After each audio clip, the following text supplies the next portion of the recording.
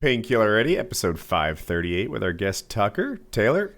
This episode of PKA is brought to you by Blue Chew and Smart Mouth, a couple of wonderful sponsors we'll hear more about later. Kyle, there's been a bunch of drama all around the YouTube community, and goodness, we wanted to jump into it. Goodness, you're a resident expert. I guess I guess I am. Yeah, so I don't follow Wings much. I stay pretty busy, and I honestly don't I don't look into it too much, and I don't have a lot of friends who do either. But someone sent me that video last night, and I sent it to you guys after watching it because I was kind of gobsmacked by it, and we've all been kind of discussing it, and like we were talking about, like, should we even talk about this? Like, it's kind of fucked. But like, my point was, if we do talk about it, this is an in defense of Wings conversation. This isn't a Wings attacking conversation, because let me just kind of lay out, like, I just saw one video. I don't know, like, if there's more to it than what I know. No, this is enough to decide fully. Yeah, I agree. I like it. I agree wholeheartedly. Yeah. Snap judgments. So, like, we saw this video last night, and I guess the short and long of it is that Wings' wife had been carrying on sort of a flirty relationship with some of his moderators, his Twitch moderators, I suppose, Discord, in the Twitch moderator Discord that they have. And like, to the point where, like, they were driving together and she wouldn't show him her phone because she's like having like private conversation with one of his fucking mods. And he's like, tell me who the fuck you're talking to. Tell me who this is so I can demod them. And she's like, well, how about I just leave the Discord? And then that way it's not an issue anymore. And I guess he agreed to that. So she left the Discord, and I'm a little confused with the timeline. Like, maybe she continued talking to these people, but there's all these screenshots of her like having flirty conversations with these dudes. And posting unflattering pictures of Wings, which is definitely like if you find out that, like, Woody, you're like nodding, like, you know, in your heart of hearts, there's a 0% chance that Jackie ever would take an unflattering photo of you and then be like laughing with her friends behind your back in a mocking way, like look at a load of this loser. That's kind of thing. That's what hits me so hard, right? So I can imagine a universe where someone, and don't make it Jackie or me, just is like flirty or something, or, you know, hits it back with the waitress or waiter, and it was never meant to be like a real betrayal or whatever. It was just flattered by the attention, and it happened. This was over the course of days and weeks, flirting, talking, referring to one of the moderators as her future husband and her backup plan and stuff like that. And it was like, this is an ongoing emotional affair almost. Like sending that meme where it's the two dogs from Lady and the Tramp like kissing, eating the spaghetti. Like it's a real flirty kind of thing. She said those words, like, this could be us, or this is us. So we both get our own plate of spaghetti, a really big one. and the thing about the unflattering pictures, like, that hit me so hard. It like, that's good. You're supposed to be on the same team. You're supposed to be on the same team as a husband and wife. You know, you're supposed to. Jackie and I once played this, the Newlywed game. It was like at a bar environment and with this and that. And we're like, the answer to every penis-related question is huge. Huge, gigantic. They came up one time, we won. That was same team, right? There was no like mocking, teasing, or whatever. No. We make each other look good. And united front, always. She's sending like unflattering pictures of him to people that don't seem to have his best interests in mind. That's a betrayal. It's like him sitting on the couch, like in an unflattering angle. And I think that either the text or, I don't know, in my voice, in my head, I hear her voice, but maybe I was just reading text and that's how my brain works. But like, she said something like, he doesn't want to diet, y'all. And it's like, well, God damn, isn't this man like getting it from every angle every time he goes online? Does he really need to be getting it from his wife behind his back with the small bastion of people who are also supposed to have his back, his fucking Twitch moderators? It's like, God damn. Yeah, he should have she should be offering some solace from all the attacks he's getting. So when he gets off, he's like, all right, at least I'm back on team us, where we're going to get along, and I can decompress with all that stress instead of finding out like, oh, God damn it, you've been doing this too. Right. Like I need to have like the moral fortitude. I need to have the backbone to stand up to the attacks I get at home. Are the attacks nonstop? Like you're supposed to be my support system. I am out there facing the crowd, facing the world who wants nothing more than to fucking stick me with daggers all the time. And when I stop streaming, now you do too? The fuck? Yeah. He's at war at home and abroad. Yes. He's fighting a two-front war. It works both ways. Yeah. I don't know. I got the. It took me a second. It took me a second, Mike. Why is it that it's always Discord mods? Like that's a joke, right? Like my kitten, my sweet princess kitten. Like it's me, your Discord mod here to help. Like why is it always Discord mods that are it's like IRC like moderator abuse back in the day, or like old forum posts where it's like, I'll give you like super user if you fucking cyber with me. It's like, it just bothers me so much. Back when it was like, oh, well, I started the NASCAR forum, and if you want the VIP badge, you're gonna have to pretend to be a furry with me for half an hour. I'm in. There's no other IRC NASCAR chats. Do you not want to talk about NASCAR? Everyone you're gonna talk about NASCAR with has done this also. Don't feel Yes, master. Should I put the harness on now? Not until you clean out your stall. It's filthy. This sport isn't even worth it. The hockey forum's only making me send dick pics. Not even with that. In there. Anyway, pretty shitty situation. Super fucked up. Super fucked up. Really bad for him. Like that's the first I had heard in a long time. I remember there was something a while back about like she was like crying in the background while he's streaming, like not wanting him to stream. And it's like, come on, he's working. Why are you crying all the time? Like she's always crying. He says that. That was the barometric pressure thing, right? Oh, it's like she cries when the barometric pressure changes. There's something very close to that. Yeah, she's a big crybaby. Just a big cry. There's a screenshot that one of us posted in the chat here that I'm looking at right now. Just she's crying there. She's always crying. Dude, I don't know. Am I a monster? Because I get calloused. Okay, touche. You're a good point. But it's like I get a little callous to the over crying thing. I don't know. It's desensitizing. No, I mean, if even if it is a very valid thing, like you got to throw it in there with this. God, this is such a crazy example, but like. After a while, if you're working at a funeral home, like being around death doesn't bother you. It's just you're going to be desensitized to something if it happens so often, especially when it's something that's supposed to be as severe or at least as alarming as somebody crying in front of you, right? Like, if you cry like I frown, I stop giving a fuck about your tears. Right, exactly. It's no longer impactful or important. It's just another day, another thing, Mm-hmm. Yeah, got to keep it special. Yeah. It's like when you talk to a boomer in an email and they don't quite get exclamation points.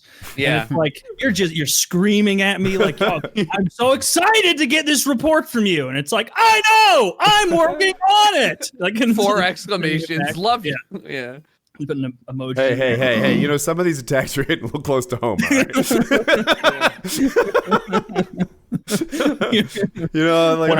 I was on board with the anti-crying thing, but exclamation points are just good fun. Just letting you know I'm engaged with the conversation and eager. Why use 1 when you can use 3? They're free. Oh my God. I feel like that is like a mutual thing that like so many people like in the business world, they end every single email with like, thank you. Like And I'm like, you just gave me a really emphatic thank you. You're making me give you an emphatic thank you because I can't give you a regular thank you or I'll feel rude.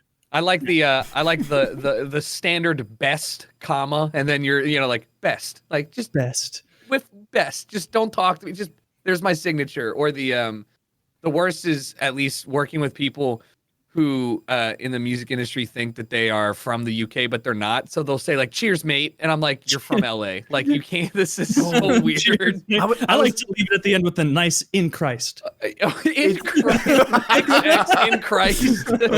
Tucker, I was gonna, when my turn came, I was gonna mention cheers too, but with at Cisco I worked with a lot of people who were international. Oh, yeah, so they'd be either Australian or British, and they'd say cheers, and it's like, fuck.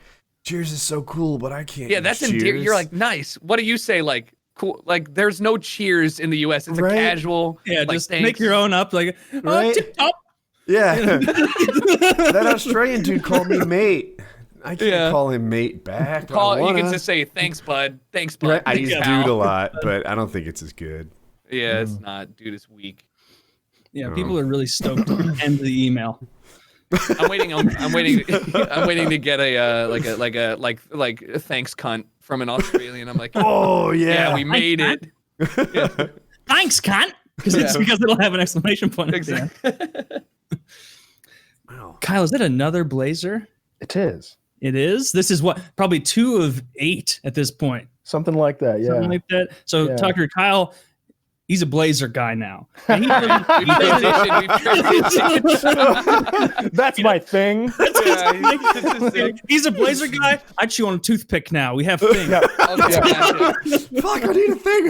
Where's my female cowboy hat? No, what you can do is you can flip a coin and catch it. I'll just be the guy that snaps in the background for no reason. I gotta constantly look at a pocket watch. Yeah, it's a very odd group of people. They have historic Tourette's. They do things that people in the 1920s did. We the Jets. the Jets. What were we talking about? Oh yeah, blazers. I don't know. I like this topic though.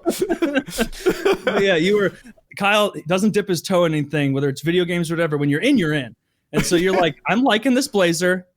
I want 8, or like I want 5, something.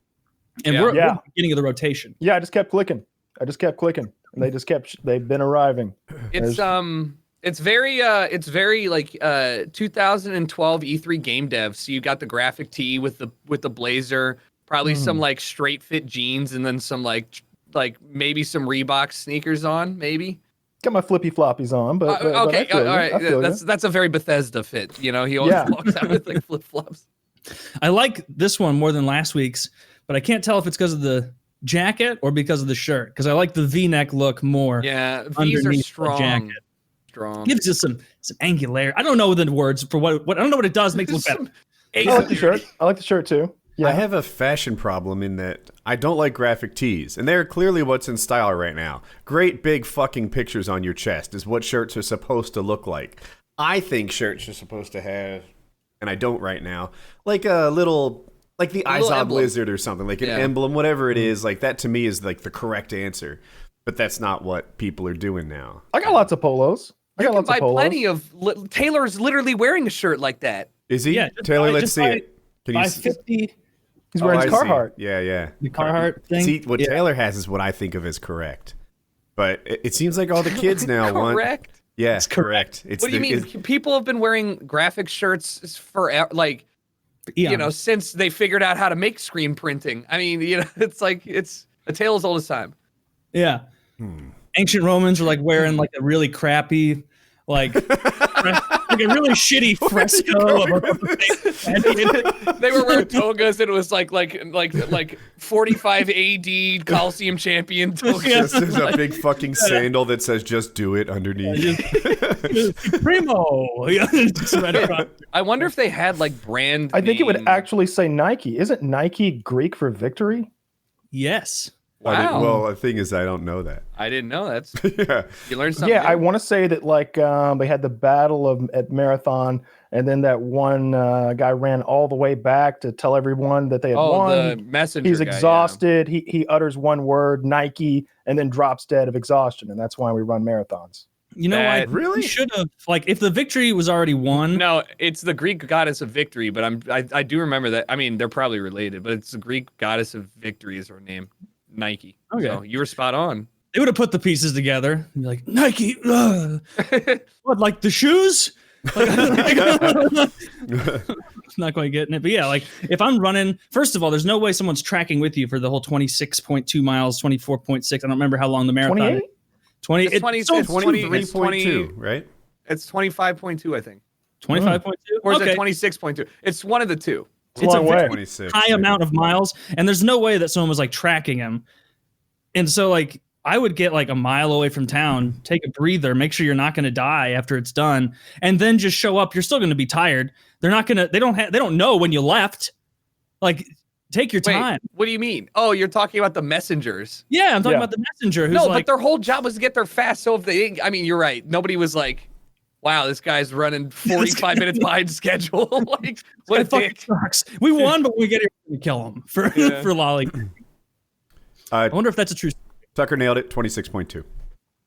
Well, I think somebody else said far. it. I drove that last week. Oh. In one day though. Yeah. I drove 100 and 108 miles. Yeah, that's no big deal. Yeah, I drove. I mean, you're sitting most of the time. Yeah. 20 a marathon is so absurdly long. Like I feel like you could, Tucker. You're a runner. No, that's what I was gonna say. I like running.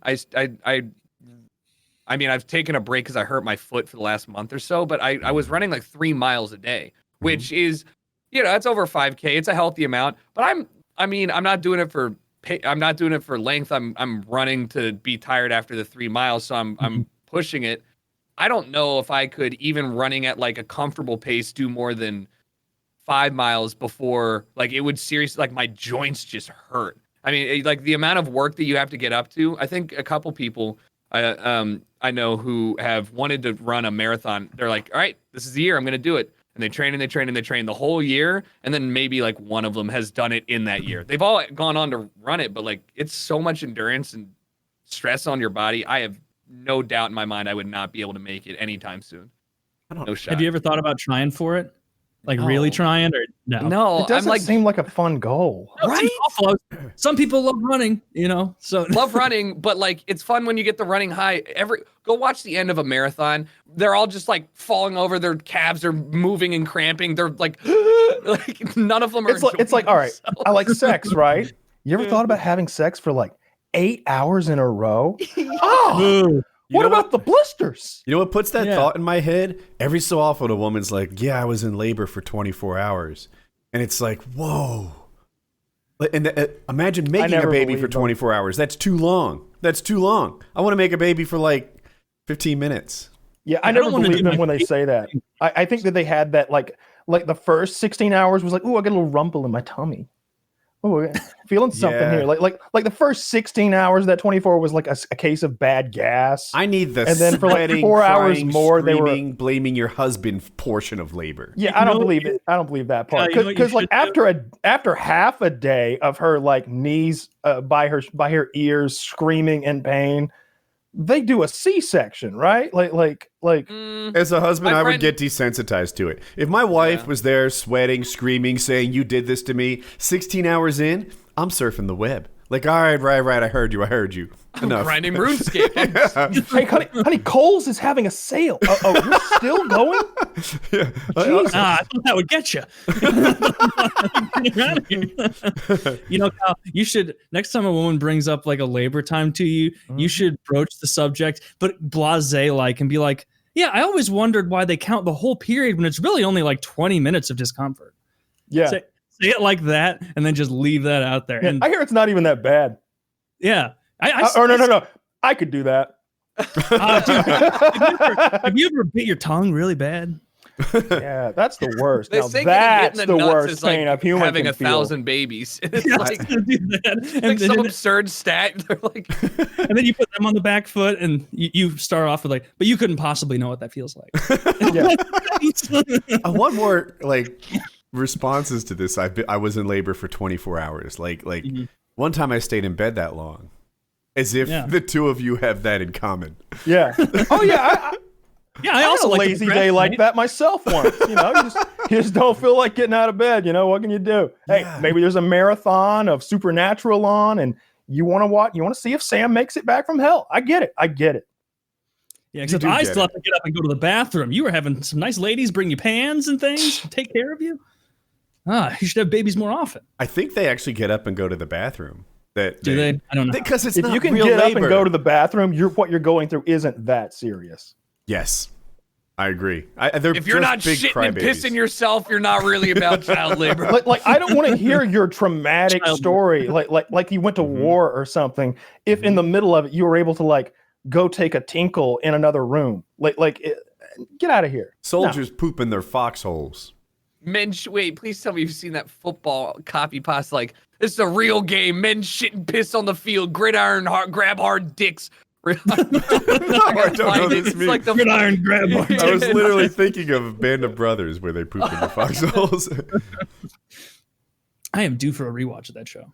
It's I been don't think too I've ever long. seen it. It's good, a little- but oh, you've not never every seen it? episode is good. Like, Not every episode is good. I'll co-sign. There are some episodes that really shine, and then every now and then there's an episode where it's like, these guys. Where's Private?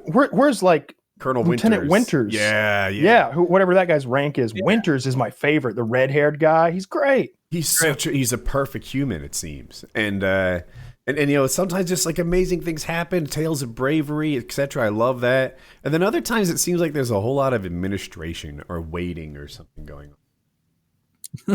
What is this? That's fucking football right there. None of that pansy ass dick tugging smile for the camera bullshit. Men puke. Men poop in the field. Now it's Alex Jones. Men deliver their newborn baby on the sidelines. Fucking hardcore dick in the ass butterball, foosball, fuck it, chuck it, game time shit. Take it to the shower. Dicks get shoved in places you don't even remember. We'll win together. We celebrate together. Football's back, baby. Alex Jones should do NFL promos. Oh my God. Get him back on it. Oh my God. Actually, get him in like not even AFL. Get him in XFL or whatever. Like, just get him in like the alt league wherever Johnny Manziel's playing, which is like Twitch chooses. Have you seen this? It's like Twitch chooses the plays of the football team. And then Is it literally real football with humans? Johnny Manziel is a quarterback in the league.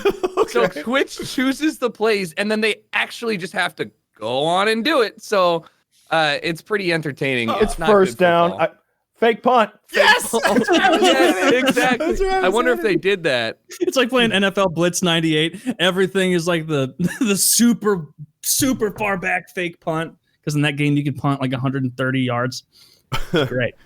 What a stupid Oh my game. God. I can't believe that. So those guys have to be out there realizing they're not in the NFL, and then Booger Eater 420 tell them what play they're gonna run. I mean, like Johnny Manziel was I want a that top username. Booger Eater 420. I mean, but great. yeah, like if you were a top prospect, then you just fell off, and now you have to play in not even like the Canadian Football League, but like the Twitch Football League. What happened with that guy Manziel? I don't follow football at all, but I thought he was supposed to be really good, and then he was like who was that guy in Florida, the really religious guy? Fuck. Tebow. Tim Tebow, He was like Tebow, where everybody's talking about him, and then it's like, Yeah. hey, you just never hear about that guy. It was like that, except Tebow was a good player to an extent, and Manziel was also a good player, but had disciplinary problems and was like out partying all the time in Ohio, like doing coke, getting caught out. Yeah. It was just like a liability. So everyone It seemed like Tebow thrived in college because the system he was in was perfect for him. But when they put him to the pros, what he was really good at didn't work. Manziel, I think they felt like his potential as a pro was super high, but he wasn't playing well, and no one wanted to invest the patience and time in him because he's a druggie on the side, partying, etc.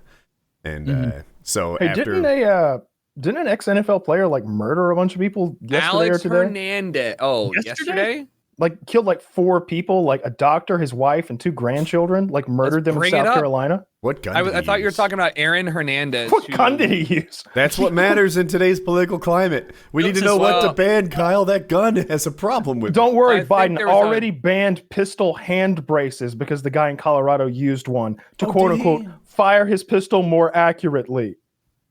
I didn't realize they were Ex-NFL being pro used. Philip Adams kills 5 and himself in South Carolina shooting. There it is. 5 and himself. And 2 including children. Oh, Oh, He's like, that's not and in as that funny photo, he looks like anymore. such a nice guy. Nah. So Smile, frontal you in that fuck. picture. He's thinking like, yeah, I'm gonna murder 5 people someday.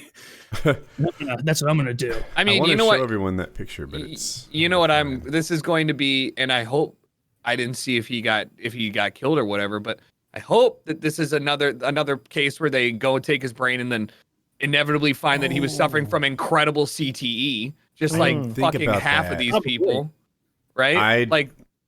That's a it's good like thought. huge If he problem. had CTE, is this a gun issue or is it a football issue? It's a football issue. Was the gun black?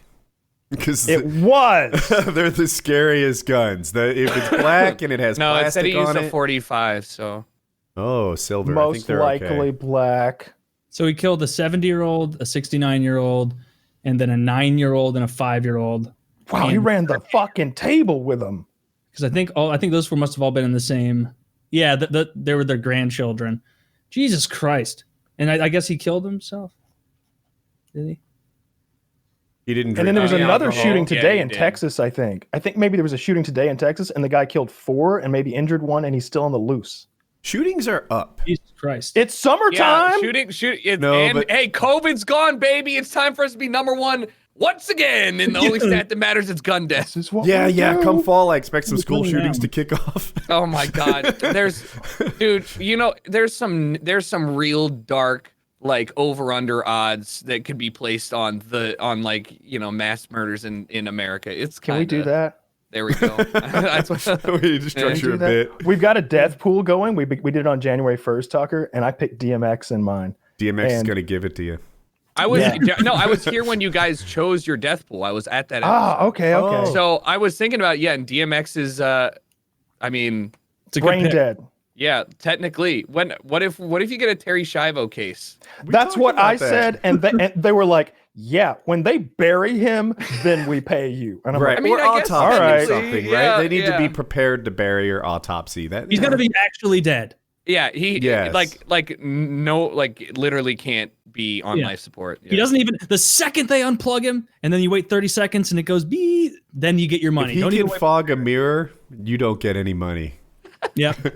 Yep. Wait, Yeah. with ventilator or without ventilator though? I mean, semantics here. I hear you. We're holding on to. He won the last one, so we're gonna come up with anything to hold on to. Wow, He's that still was alive a in my really- heart. Really And Woody's great put, choice. got Navalny or Navalny, whatever his name is, Mhm. and I think that Kyle's got a better chance than you, Woody, I do. because Putin may just keep this guy In the locked gulag. up Yeah. and be like, "Oh, he's still sick." No, I could show you a photo of him from yesterday holding the paper. He's alive. He's alive, but you'll never see him again. Sorry. Like, yeah. He could be dead, and I could still lose this death pool. that's You true. will not- conceivably. Yeah, I was gonna say you will probably not find out that he is dead anytime soon if he is actually dead. I would be more surprised if I'm kind of surprised they didn't just keep him alive and not sick. You know what I mean? Just like here, he's in the prison cell. We treat him really good, you know? That's Yeah. what they Rap say they're galleon, doing. like- Yeah, I don't know. Everyone was sure they were going to kill him, but I always felt like when he got captured that he was more likely to live. That the killing happens out in the wild, you know? He could have got that poison from anywhere. Yeah, or maybe just like Hit and keep run. pumping him for information, like any other connections that he Brakes had. stopped working. Wait, did we talk about? Was that the episode that we talked about how fucked up it was that if you got poisoned with polonium, like how absurd it is? Where you can, okay, all right. I was trying was to. the put- Yeah, it's like Yeah. being like shot with a kryptonite bullet. Like Yeah, if Superman, like, infect you're like, who everyone could have around done you. it? Well, it's either Lex Luthor or it's Lex Luthor. He's the only one who has kryptonite bullets. We know it was Lex Luthor. There was another topic that got me really interested aside from the death. To do We were talking about shootings and betting on mass murder. The gun ban stuff. Yeah. So what happened? He banned some kind of grip on a pistol. Arm he put- braces. He He put didn't out even ban AR-15s. Just do it all. can't. Or just shut up. Oh, he can't. He banned. No. He put out 6 anti-gun executive orders. One of them bans arm braces. If people don't know, look, this terminology is going to be like 80% right. You can put a certain stock on an AR-15, which effectively makes it a pistol because you can operate it with one hand, and it kind of wraps around your forearm. It operates like a rifle because you don't usually use the stock wrapped around your forearm. You just use it against your shoulder like you would a rifle. I'll show you a picture in a second. Anyway, I guess the guy used that. The reason people like this stock is that you can't have a short-barreled rifle. And they want to have a short barrel on their AR-15. So they put this stock on it, which makes it a pistol, technically, but not in reality. And now that's banned, so I guess you have to get the license fee for the short barrel rifle. Kyle, did I get anything wrong? Yeah, you got it all right. I'll show you. I've got a really good image Okay. for you that really shows it all. So yeah, Sig makes a great one. by the way. Oh, I see.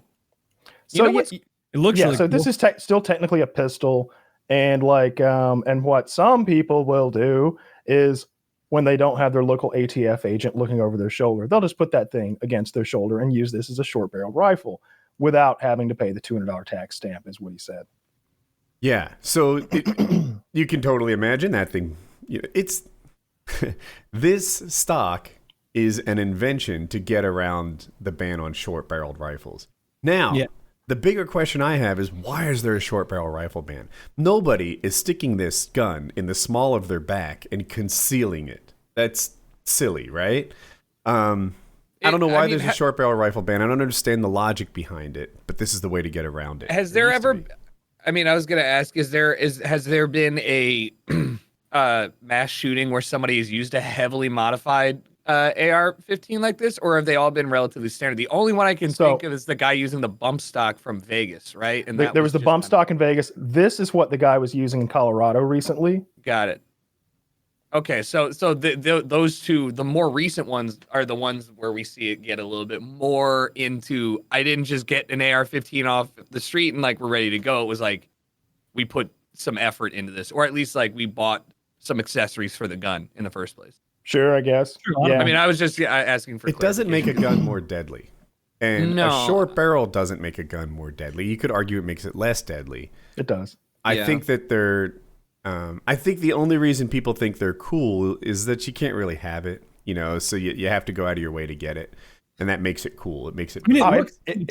It makes it a lot more fun to shoot, honestly. Like short does? Why? Yeah. It's a lot more maneuverable. It's a lot more. I wouldn't say concealable, but I shoot out the window, or I would shoot out the windows of cars a lot.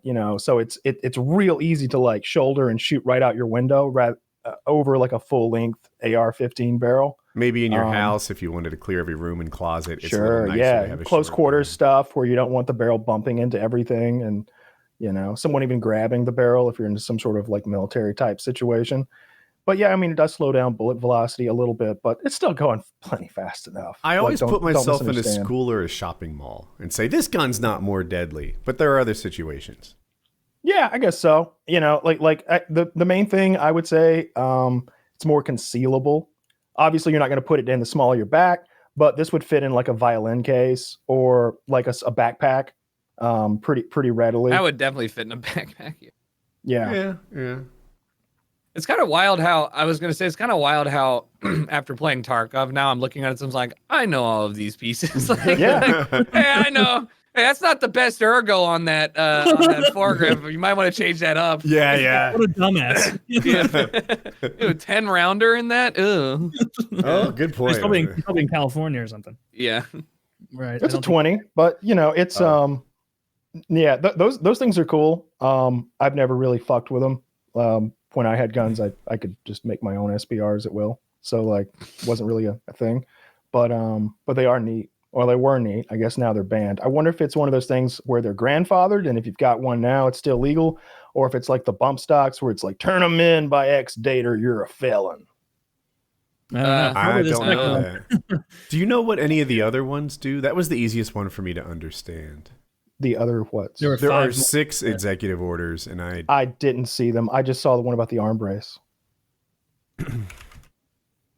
Yeah, I have no idea what the other one He's is. probably also going after what he calls ghost guns. Oh yeah, okay. The unfinished or whatever, just receivers and stuff. Yeah, really the ability to make your own guns at home. As possible. Ghost guns. It's a ghost gun. Yeah, so I did a video. Spooky. I did a video once where I made a shotgun, if you could call it that. It was basically a pipe. You can buy a pipe at a Home Depot that is this perfect diameter for a shotgun shell. And then you just sort of slide it towards the back of it, and it shoots out the front. I shot some plywood or something. I bet he'd call that a ghost gun. But I think that 3D printers and stuff like that are enabling people to get a little more sophisticated than I ever did. Right. But I also... 3D are ghost guns bad? Are people doing things like... See, like it's always this big misconception because like not everywhere are you required to have registered guns, and not everywhere are most places citizen to citizen sales have no like paperwork behind them. And I don't think they should. Like if I want to buy, maybe not me, but if Taylor wants to buy Woody's gun, that's between him and Taylor. You know, why are we dragging the federal government into a private transaction of Taylor and Woody, you know? Yeah. In North Carolina, what you said is right for rifles. For pistols, I'm supposed to check either his permit or his concealed carry. Yeah, Sure. that's right. Yeah. Or, you know, if you just know him well enough to know that he's not a criminal or a felon. No, here there's literally a permit for handgun sales. I remember we looked into it once. You thought that maybe I was wrong, and you're like, oh, it turns out this is a Jim Crow thing that they just never got rid of. Oh, okay. Yeah. Now that makes sense. Yep. North Carolina. Yeah, so that still exists for us. Although I don't think they selectively enforce it against black people anymore, but that's how it got invented. Has there ever Makes been sense. shooting by a 3D printed gun? Like, Well, I think we're too early for that. I don't right? think so. But I mean, I probably, if there was, it would be one of the biggest stories ever. So like, in fact, I just don't know why. I don't think so. Like, if you want a gun, there are easier ways to get a gun than 3D printing. I'm not going to go into the nuts and bolts of that. No, there are easier ways, but I do like. I mean, it is really cool thought exercise to scale it up and think, you know, at a certain point there may be a very accessible 3D printing solution or option where if we go, you know, fully into it, all the file types or files that you need to download and build virtually anything, like a universal Phillips head screwdriver to here's all the parts to build your own handgun, albeit who knows how well it would stand, you know, up to actually being fired because it's fucking. Yeah, like I don't even know. Yeah. I mean, or you could just go buy a milling machine. Right? No, Like, but nobody's gonna fucking buy a milling machine. I'm saying why not? like, They're cheap. because it's too much. All right, if they're gonna make 3D printers where it's like 300, it's like your normal printer, $300. Drag the file in here and then just hit start, and it'll just right. Is there not a parallel there for milling machines? Yeah, you can go buy a milling machine and you could just make your own AR-15 lower, and that's the registered part. You could buy a 2/3 or an 80% lower, I should say, and then just finish it off with your milling machine, and then all the other parts are just parts. They're not restricted in any way. You know, barrels and grips and stocks and uppers. Yeah, but I was just talking more about how the ease of accessibility between somebody who has no know-how of what to do a milling machine and operate it versus literally dragging and dropping in a computer file and then it like just does it for you. Like I don't think we've had a 3D printed gun ever be used in something, but I'm saying in the future probably a much bigger problem than we have right now. I think what could be. Seeing is Tucker talk about how easy it is to do things in his comfort zone versus like the milling machine. Or if you were a redneck farmer, you might be like, them goddamn 3D print machines. I don't know shit about fuck for that. But a milling machine's the easy way to make a lower. Like you might have the inverse. What about the yuppies? What about the coastal elites who want to have guns too? They have their own little miniature armies they've conscripted. So they don't Just wait, I got 3D print mine. Mark Zuckerberg has his own stormtroopers lining his compound. He doesn't ever need to touch an icky gun. You could make a lower with my milling machine in less than an hour on your first try. Like I could, like on my first try, and I've never done it before. Like it's super duper easy. And if you've got a good milling machine, the kind that's got like the digital readouts and has like the automation, then it's essentially a 3D printer. Like you can have a computer attached to your milling machine and put in that file and it'll just it'll do the whole thing. It's a 3D eraser, right? It's a 3D eraser. You a block and you erase the parts you don't want. Exactly. Yeah. And they're not crazy expensive. I thought I was so clever. I'm sure it's been come up with before. Yeah. A milling machine isn't.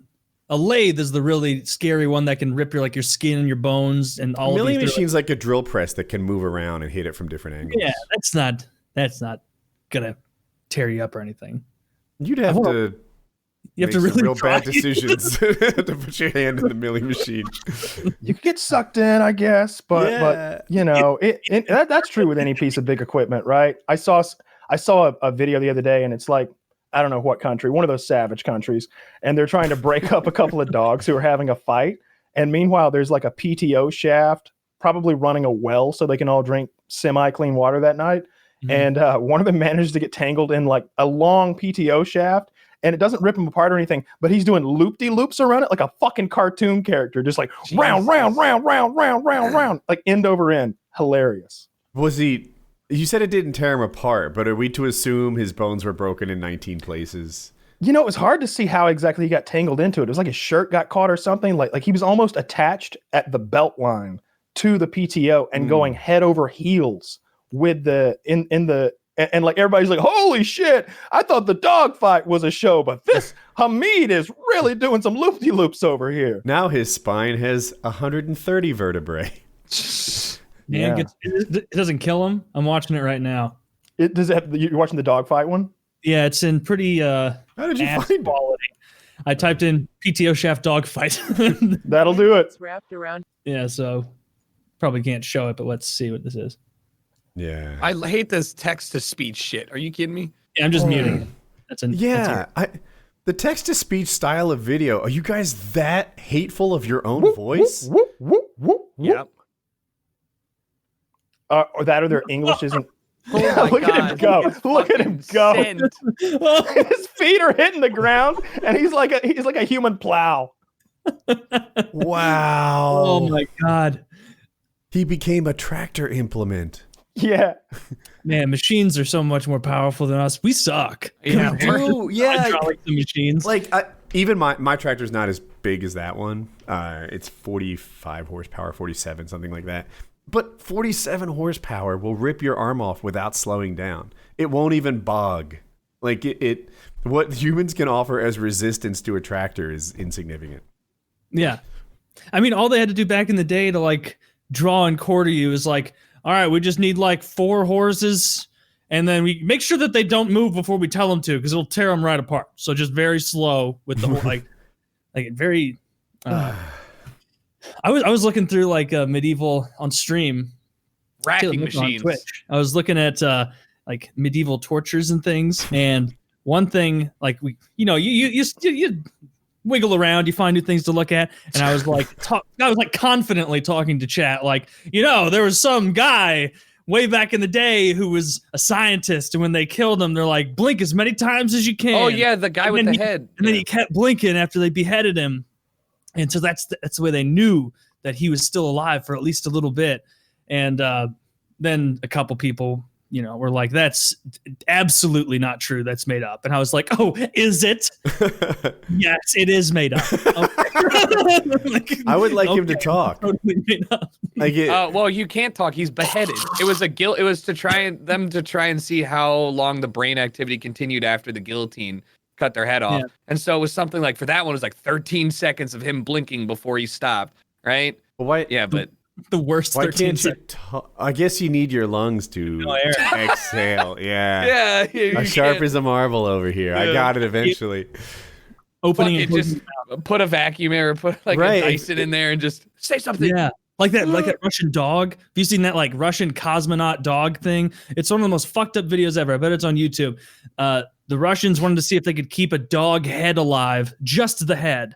And so it's like just a dog head laying sideways on the table, and it's got a bunch of tubes and things, and it's like a dog like panting and like breathing in a terrified way because it's just a head now.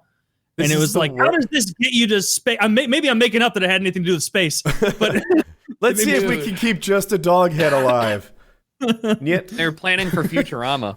Yeah, no wonder we're losing this fucking space race. We're in here fucking with dog heads, seeing how long to keep them alive.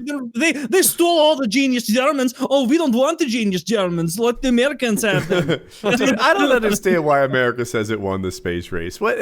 I feel like we just lost, set up our own goal line, and then said we won. That's exactly. Well, come on. It's a pretty good goal line, right? Yeah. Hold on, history's written by the victors. Here's a little thought experiment for you. Do you really think that Russia and Russians think they lost the space race? They got to orbit before we did. They got a giant Yuri Gagarin statue there, better than any of our NASA statues, frankly. Like, you go ask a Russian, yeah, of course we won. We got there first. You guys lost. No, we got to the moon first. That was the original. They went and because of the way we built the space shuttle, they were able to go to each of the subcontractors and purchase the parts for our space shuttle like it was a goddamn Lego set that cost $100 million, and then just build it themselves. And so they built their own space shuttle right before the fall of the Soviet Union. And they also had plans to go to Mars. Now that would have been moving the fucking flagpole. If they go to Mars, then they win the space race. Yeah, but they still like. I didn't know the list was this comprehensive. Thank you, Woody. Like first satellite in space, Soviet Union. First animal in space, Soviet Union. First man in space, Soviet Union. First woman in space, Soviet Union. First spacewalk, Soviet Union. First space station, Soviet Union. First man on the moon, USA. Winner of the space race, USA. And who won the entirety of the Cold War? I think that's very telling. Who writes my history textbooks? It's not Sputnik 5, you know. Yeah. Let's go to Taylor's point on American Johnson & Johnson, right? Do the Russians think they lost the Cold War, or did it just never really end and it's still happening and they're currently like, I think the Russians propagating elections or something? They think they lost because of like the dissolution of the Soviet Union. It was like such an apparent like. Maybe they see themselves as part of communism, which is winning. No. Maybe is communism popular over there? No. Not anymore. I have a couple Russian friends, so I've who live not just in Moscow, but one of them lives in like wherever north of fucking Mongolia is or was from there. They're very much in the same like almost like the same mentality as the people who were very apathetic about the last election cycle. They're like, our country just kind of sucks, and that's just the way it is, and they don't think that's not communism or anything. They moved over to the U.S. for a reason. They're like, it's more opportunities over here. They're all musicians, so take it with a grain of salt. They're not exactly like poli-sci majors that are like, well, here's all the complex. They're just like, it's not really great over there. I don't know what to tell you, so I came over here, and it's also not great, but it's just. But nice sunnier. Yeah, exactly. Like if you talk to people that left, like people and their families who left Russia, like that place sucks, dude. Oh, it's the worst because everybody who likes it. You know, or I guess a lot of people who hate it, they can't afford to leave. Yeah. And everybody who thinks Russia's great lives in Russia. Yeah. That's the difference between, I think, Russia and the U.S. The people that are impoverished and live there hate it versus in the U.S., they love it. They're so excited to love America is what I mean. Not being poor. They love America, right? Like that, like the nationalism is what I was getting at. I don't think people in abject poverty in the U.S. are like, fuck yeah, like this is incredible. Like, right? There's this cliche that our poor are just temporarily embarrassed millionaires. Yeah. Oh, that's what it's. Yeah, temporarily broke. Yeah. That surely they don't want to tax the rich because that'll be me someday, dude. Yeah. You aren't even a skilled HVAC repairman. Like you're not going to make many money at all. That's the first step. That's the first step. You want to be a millionaire. You learned that fucking overpriced repair trade. I'm telling you. Then it leads to owning your own business. Idea. I have it too. I'm not giving that one to you. I'm right though. I'm right though, aren't I? Don't we all agree? Like oh my gosh. I'm giving you what's that Jay-Z song? He's like, I'm giving you $1 million worth of advice for $9.99. That's what's happening right here. All right. Look, you go to trade school. It's a 2-year school. It costs like $8,000 or something like that to get your HVAC degree. You work for someone else's company and you learn the ins and outs of the trade. You save up enough money working hard and living below your means to get a truck and an LLC. These are cheap things to get. A year later, you have those things. Now you are Jim Bob's Incorporated HVAC repair. You undercut everyone else and you work harder than everyone else. 2 years later, you got 2 or 3 trucks. And by the way, you should have made a lot of strong relationships at that school that you went to and paid $8,000. You want to know those teachers. You want to befriend them. They get Christmas cards because they're rising stars. They need to be coming to work for you and driving your extra trucks around. 10 years later, you don't drive a fucking truck. You don't repair air conditioners. You've got 15 trucks in 3 cities.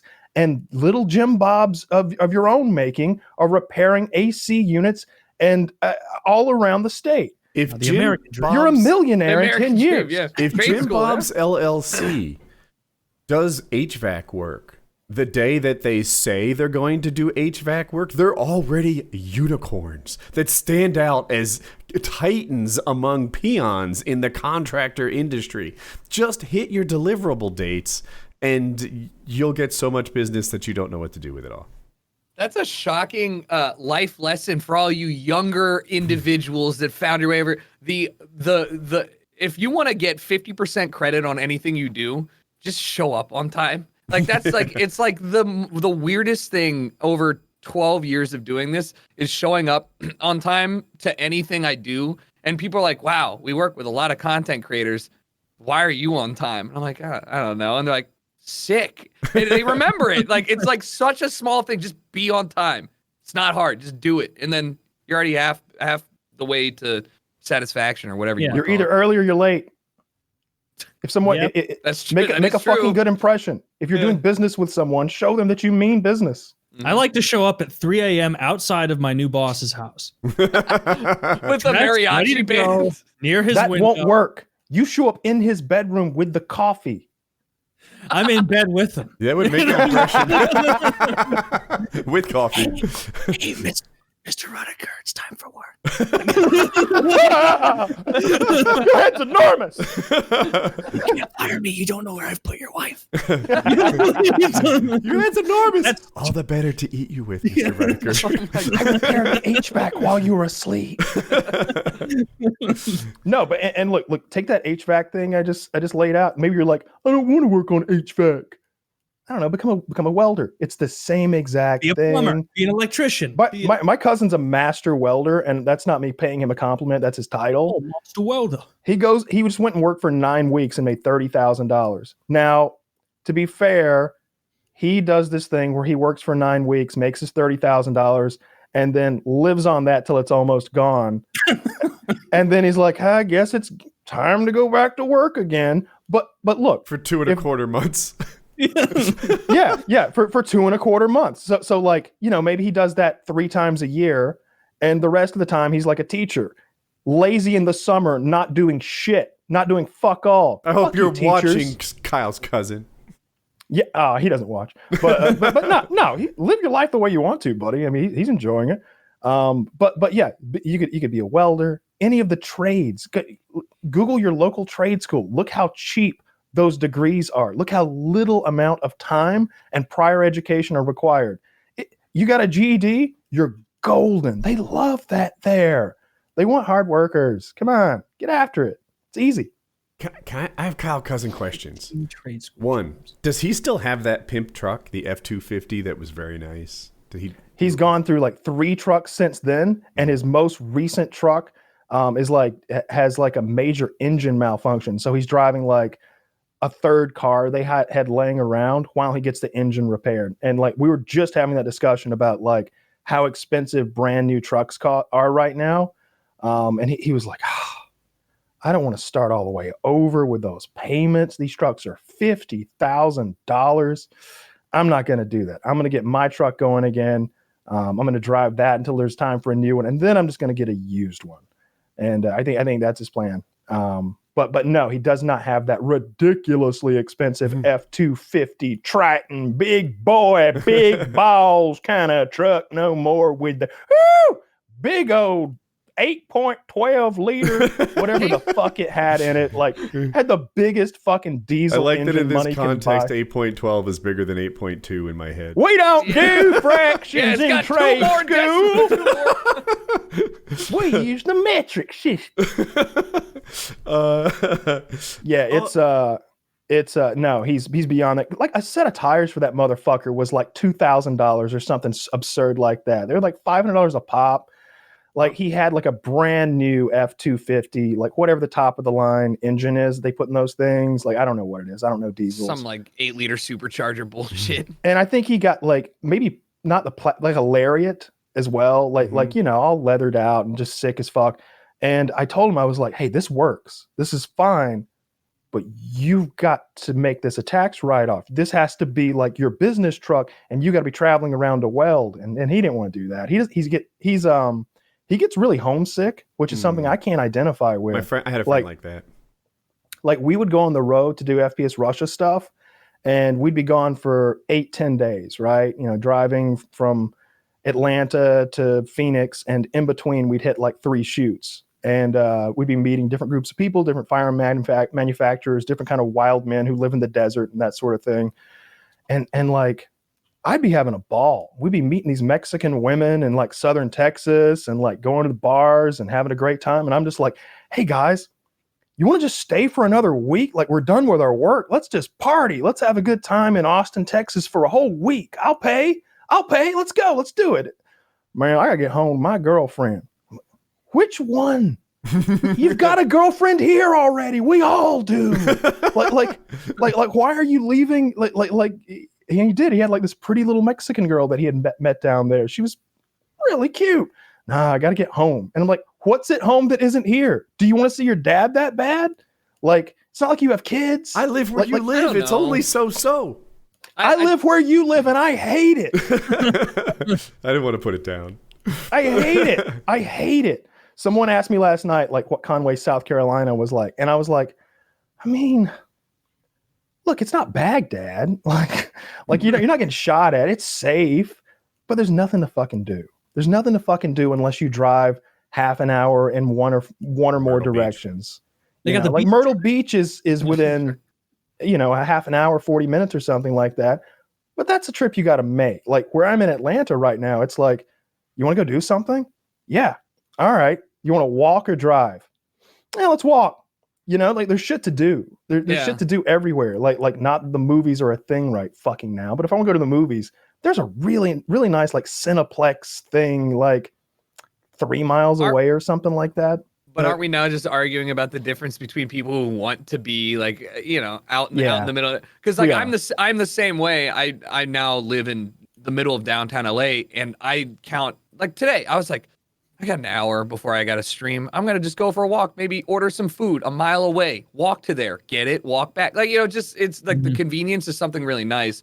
But when I moved to Portland and I lived like 20 minutes outside the city, no Ubers would come to pick me up. So if somebody was like, hey, I want to come hang out in downtown Portland, I was like, well, I'll go fuck myself. I'm DDing now. I have to drive there. And so like, that's a whole different, like, I don't think I can live anywhere that does not have the ease of access of a reliable ride share program. Like it's just too nice peace of mind I'm never even remotely thinking, I shouldn't have another one because I got to drive. Fuck it. Same. I got an Uber. I don't care. I get off of my like federal probation in October and I'm moving. Congrats. And it's like, I'm definitely going to live somewhere where I can Uber if I'm way too stoned to get to Waffle House or whatever the fuck, right? Like, I'm not going to get any kind of a charge ever again. I'm going to mind my fucking P's and Q's. And it's like, ride sharing's a thing. And I've gotten so used to having shit delivered to me that I really like it. I think there's an Amazon delivery facility here in Atlanta. So whereas everybody else kind of lost their 2-day Prime delivery, I still get mine on almost everything. Like I get everything within 2 days. And like we have Instacart here, which is like, you don't want to go to the grocery store, clickety click, clickety clack and pay an extra $10 and all your groceries get dumped on your front doorstep. Let me tell you this, the other night, because Kitty and I, Kitty was wanting to get some groceries, but she's only got her first vaccination and she's still a little wary about going out. So I was like, just use my Instacart account. I'm like a mega member or whatever the hell. I pay an extra $100 a year to get free deliveries. Lazy as shit. And so she ordered some deliveries using my account to her address. Well, then like 2 days later, I'm ordering groceries at like 7:30 at night. And I need these groceries. I'm out of food at my house. I'm like, I need some chicken. I need some like tea. I need like the necessities to like make a meal. I look on the map because it's taken too long to arrive. They're taking it to her house. She lives like 20 fucking minutes away from me. And I'm messaging this guy like, no, you're going to the wrong address. No. So you made an error when you asked for it. Like you forgot to change it back, I guess. Forgot to change it back. It didn't even occur to me that like the default address would be her address. Yeah. They're taking it to her house. And I'm just like, fuck. So I go in and I think maybe this will work. Maybe if I delete her address from the address book within the app, he'll get pinged and he'll check his messages. Well, he gets there and he sends me a message. He's like, hey, it says I can't deliver the groceries because this address doesn't exist. And I'm like, yeah, because you're at the wrong house. Dead silence. He uploads a picture of the stop sign outside her address and says delivered. And I'm just like, so I get in my car, hungry as hell, and I'm driving to her house. I get there and the groceries aren't there. The groceries aren't there, and I'm so pissed because I was already like I just had ended a long, hard day of like I was out in the world like running errands and stuff. I've been out all day. I got home starving, and I'm like, oh, at least I can. Let's make some chicken stir fry. This is gonna be delicious. And now I've driven 20 minutes one way. Now I have to turn around and go 20 minutes back the other way. So I'm pissed. I'm on the phone with Instacart customer support. I'm like, my groceries never arrived. And this little Asian girl goes, oh, I am so sorry to hear that, sir. We will credit you $111 and give you a $10 tip. And I'm just like, really? Yes. Is this satisfactory? And I'm just like, absolutely. Sure. I'll take all my money back and an extra $10. I'll drive to Walmart. They're open 24/7. I'll get some chicken. I get home and the groceries are on my doorstep. Wow. Oh, so this guy put it there, took a picture, and then was like getting into his car, looked in his rear view, saw the groceries and the stop sign, and he was like, felt guilty. I gotta hook this guy up. What if he's diabetic and his blood sugar's low? That's crazy. I don't want to be a murderer. I had a good Amazon. So here's what happened. I bought a motorcycle part on Amazon. They sent the wrong part. All right, sucks. I call them. I'm like, I want to return this wrong part.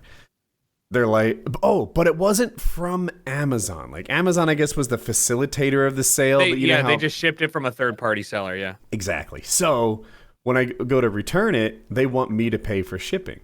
And I'm like, oh, this doesn't seem right to me. I called customer service. I'm like, you sent the wrong part. This shouldn't cost me $20 or whatever it will be to ship it back. I didn't make the mistake. Why should I be out all this money for return shipping? And Amazon said, all right, just this one time, we'll do an exception. And whatever the shipping costs, we'll pay for it. So I go to the UPS store. I forgot to bring the address. Call my wife. Hey, honey, what's that address? She texts it to me. Cool. I'm shipping it back to Greece. It's a $50 part for $200 in shipping to return it. And I call them up and I'm like, well, I did what you said. I shipped it back. But, it was $200. I need my refund. And they're like, you shipped a $50 part back for $200? So now you want $250? And I'm like, well, $280 because they charged me for shipping in the first place. That's it. And they're like, all right, we'll do it. Now the Amazon is going to give me all this ridiculous. But I was like, you see what's happening here? They sent me the wrong part, and then they made it $200 to return it, like they had me, buy the short hairs. I'm like, yeah. None of this seems right to me. And, you know what it is? I have nothing to back this up, but I got a feeling that you and I spend similar amounts on Amazon, like possible, yes, like tens of thousands a year almost, or verging on it, 10,000 plus a year. And I have $17,000 months, Kyle. Fuck. All right. Yeah, tens of thousands of dollars a year. I haven't had $17,000 months on Amazon, but I definitely spend well over $10,000 a year. And there are months where like I order some gear and it's like $4,000 or $5,000 like that month. So like, yeah, it gets kind of wild. When they see me say, hey, I never got that $500 item. It never came. They're just like, okay, sure. Oh, Mr. Myers. Well, let's sort this right the fuck out. Yeah, it's Mr. Myers. He didn't get his coat. They just immediately fix it. I mean, I'm sure they do have that, right? There's no way they don't have like some internal scoring where they're like, Kyle's a 980 out of 1,000. Like, we're gonna give him what he wants. Like, because even if it's fraudulent, we will make back that $500 next week. Like, he will. Yeah, like this stupid watch. I think this watch is like $400 or something like that. And when I first ordered it, some jabroni had taken my watch out of its box, put that box into the Amazon shipping box, and then sent it to me. So I opened it up, and I was excited to get my watch. I was like, "Ooh, this is gonna be cool. This little smartwatch. It's gonna pair with my phone. It's gonna do so many things. It has so many functions." And it's empty. And I'm just immediately like, "Hey, there's no watch." And they're just like, "Oh, problem solved. Would you like a credit or would you like a new watch tomorrow?" It's like, yeah, new watch tomorrow would really hit the spot. Yeah. Well, we usually can't, Mr. Myers, but your antisocial credit score is so high. You just have to do it. Yeah. I wonder if that does happen with Amazon. I know it happens with my bank. I asked the not the teller, but you know the people that like sit in the back offices. Right. Yeah. I was like, like, am I a VIP at this bank? It's Wells Fargo. Like, I don't know. And they're like, yeah, you are the second highest rating of bank customer. And I'm like, does it like say that? They're like, yeah, your name comes up in bold red. And they like turn the monitor around and there's my name in like big fat red letters. They're like, when you see this, you know that the guy gets VIP treatment. So sometimes like I go to them, I'm like, you know what? I'm out of checks. And they're like, it's $37. And I'm like, I like it when they're free. And and they're like, oh, say no more. They're free now. Kyle, you might be muted. The cashier's checks. Like when we bought Jackie's car, we got a cashier check. And they're like, yeah, the cashier's check is whatever, like some percentage of the check. And I'm like, I like free cashier's checks. And they're like, oh, okay. Well, just this one time. Oh, one other thing. It seems that my shoes have come untied. One last thing. Pop the tits out. I mean, it's funny you mentioned that because 2 parts. One, I lost my wallet walking back from the grocery store. Fell out. I was wearing some obscenely short shorts. The wallet barely fit in them. Fell out. I was probably skipping. And somebody picked it up. And by the time that I had gotten home, it's only like a 4-block walk. I get home, I'm unloading my groceries, and I get a text message. And it's like, did you, approve any of these charges? Reply yes if they're all good. And it's like $503 withdrawal U.S. Bank, $503 withdrawal U.S. Bank, $2,000 withdrawal U.S. Bank. And I was like, none of these. And I look at I'm like looking around. I was like, oh, I don't have my wallet. So call Bank of America, and I was like, hey guys. Yeah, I was like, hey guys, lost my wallet. They withdraw all this money. Like, first of all, what the fuck happened? How did they even get money on my account? And they're like, they had to have used your PIN. And I was like, they do have my wallet, and they probably guessed it from some. I shouldn't have put my there. PIN where the signature goes. Right, exactly.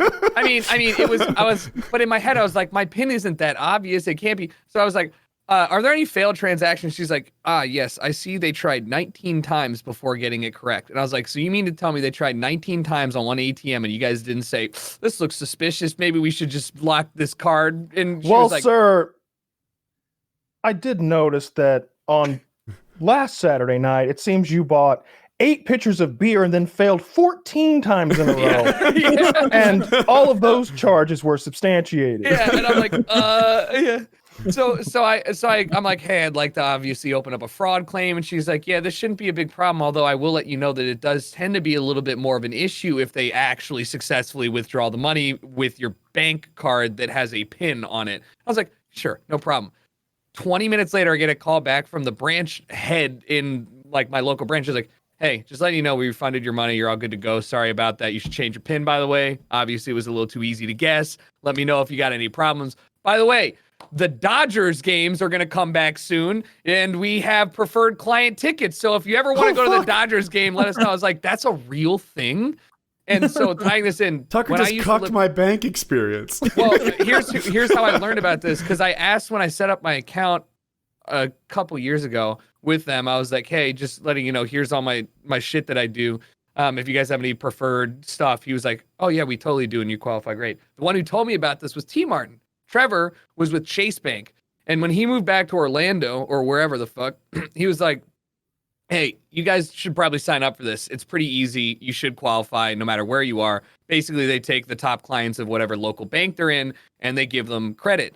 And so he's like, I get free Orlando Magic tickets every weekend. I don't even have to ask. There's nobody else that qualified for that tier.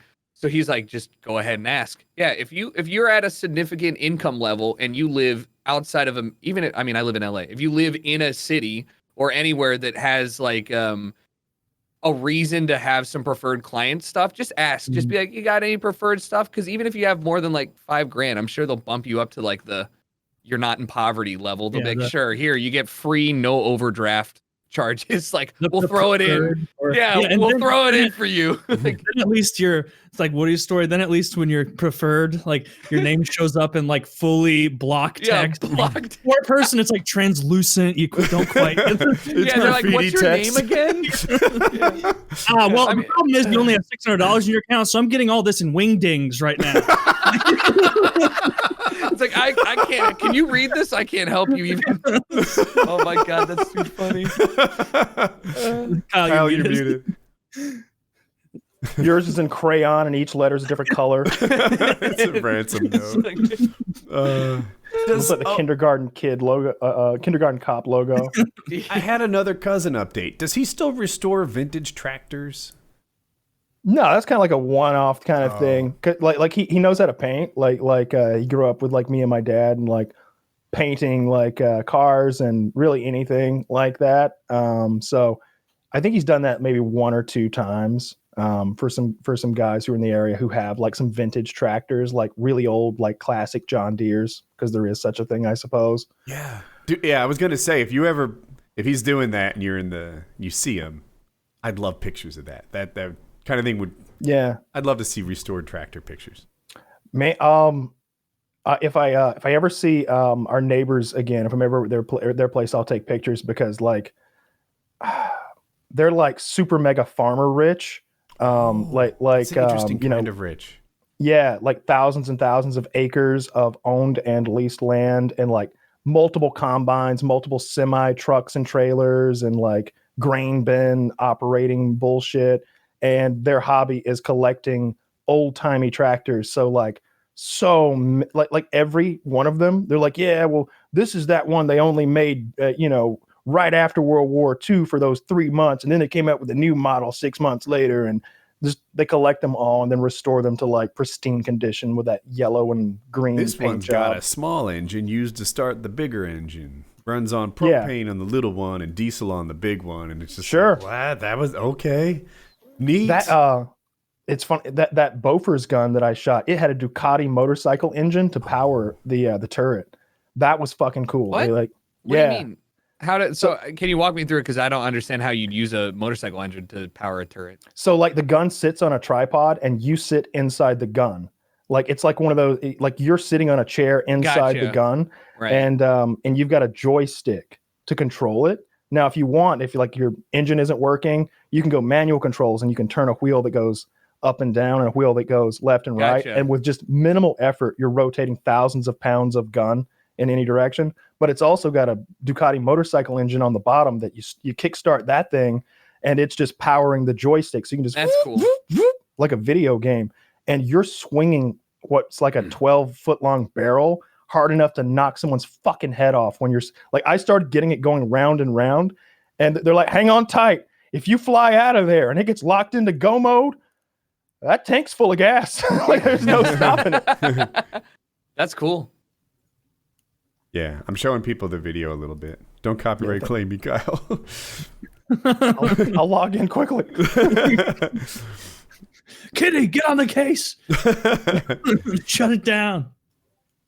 Yeah, that's a bad motherfucker. Yeah. Probably still for sale. I think 150 grand will get you in that thing. Amazon's drained me. I thought about it. It's not actually 17 grand. I think I thought that because I had like 1,700 in credits, but you get like $4 per dollar. So it was probably a fourth of that. We probably spent like, it's incalculable, but something like 4 or 5 grand. Is there a way to check your total amount? I know you can do. Oh, no, you don't want to do that. I don't want to know. You're right, but I do kind of morbid curiosity. You know what? I would check if I saw. I've wasted so much money on stupid nonsense. Just having like, but a lot of it's not even like that expensive of stupid nonsense. It's like I want just a crazy amount of Zevia cream sodas delivered to me every month. Just enough that if I want, I could have 5 a day. Well, that's a little excessive. But, is it? I saw your Zevia pile. It was an impressive pile. Yeah, that is true. And that's funny because like, I'll like see like I shut all the auto delivery down because I'm like I need to get through this mountain. But I had all that Zevia, and like I saw like a 24 pack like a couple weeks ago. Kyle, you'll get this because you drink these, and you're like, oh, that's weeks. And then like the end of the night, I like look over at my table, and it's like 1, 2. No, I didn't have 5. It's only been 2 hours. How's that possible? How are you guzzling these that fast? No, I can go through them that fast. Like. If I'm drinking soda primarily, like I fill this water bottle up 3 times a day. and What this is the 64 fuck? ounces, right? With Like soda? so. 40. No, not fucking water. That's why I was water. like, Jesus Christ. I'm just saying, I got drink my I- big gulp and my kidney stones. Either I am genetically predisposed to not get kidney stones, or I'm genetically predisposed not to get kidney stones, because Gotcha. I used to drink so much like diet soda. Like I would drink, 20 a day sometimes. Like when I hear 5, I'm like, fuck? I'm like 5. You had This kidney 5? stone thing, is it a diet soda thing or a soda thing? I think I it's just thought it was a soda thing. thing. I've never heard of it. This is all new to me. Yeah, that's what I've always heard. I don't really drink a lot of regular soda. I don't remember the last time I had a regular soda. They taste kind of syrupy and like kind of gross in my mouth, honestly. Like a Mountain Dew. Like I watched a commercial of a guy, he was like running, and then he stops and guzzles a Mountain Dew. Oh my God. And in my head, I'm thinking like, why don't you just get some maple syrup, you fucking asshole? Like Mountain Dew after a hard run? Like, no way. Put yourself with some ice cold honey. I don't drink soda. Yeah, I mentioned before. The last one I had was at Ruth's Chris with a steak. I had a Coca-Cola 2 years ago.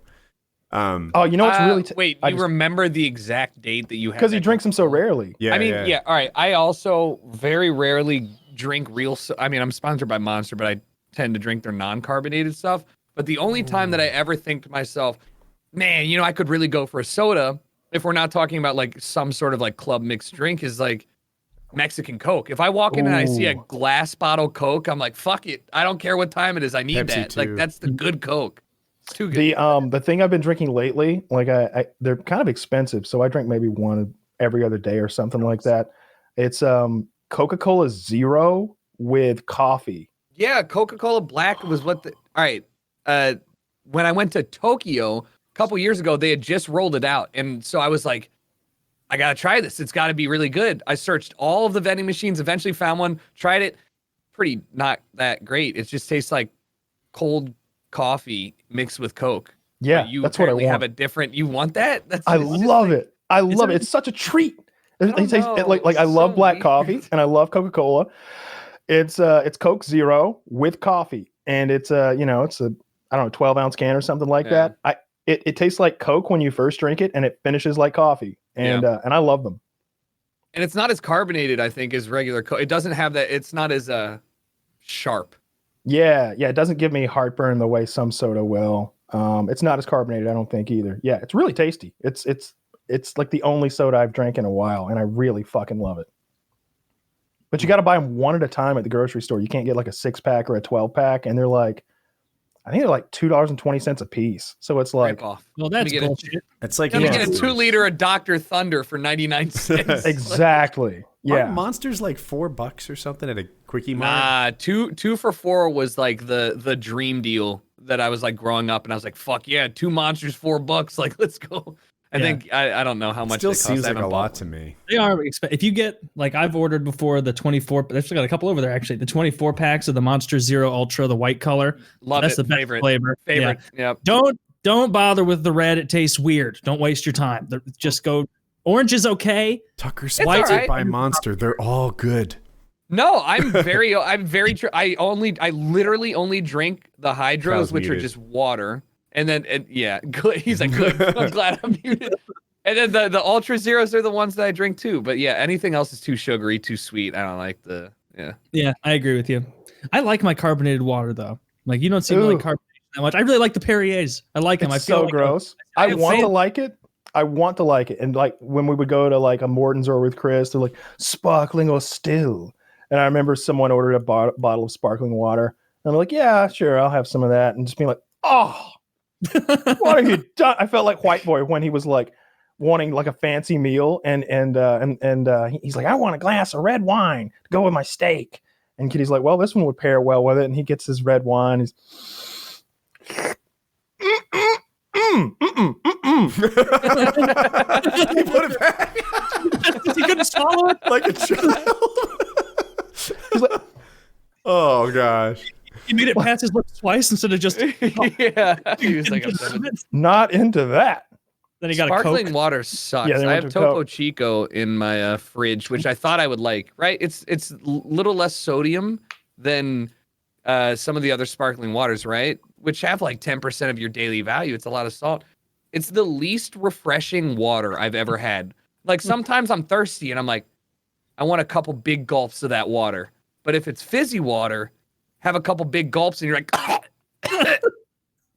like it's just like I feel. It's definitely true with like I've definitely like had like a mostly full Perrier on my nightstand before, and I wake up in the middle of the night.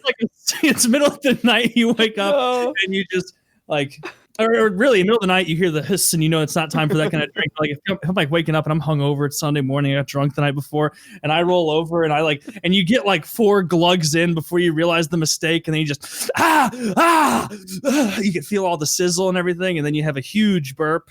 But you don't want to drink it that aggressively. You have to treat it like a fine French lady. Yeah. With a little bit of calcium in there. My blood test, I drink a Perrier the morning of a blood test I was doing, and my my calcium was high. Wow. Because of that. Yeah.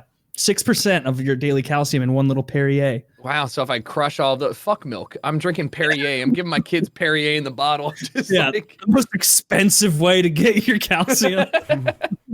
All your kids like, I hate this. Well, you need to, the doctors say 8 bottles a day. Shut up. You need that or a shot glass of milk. What do you want?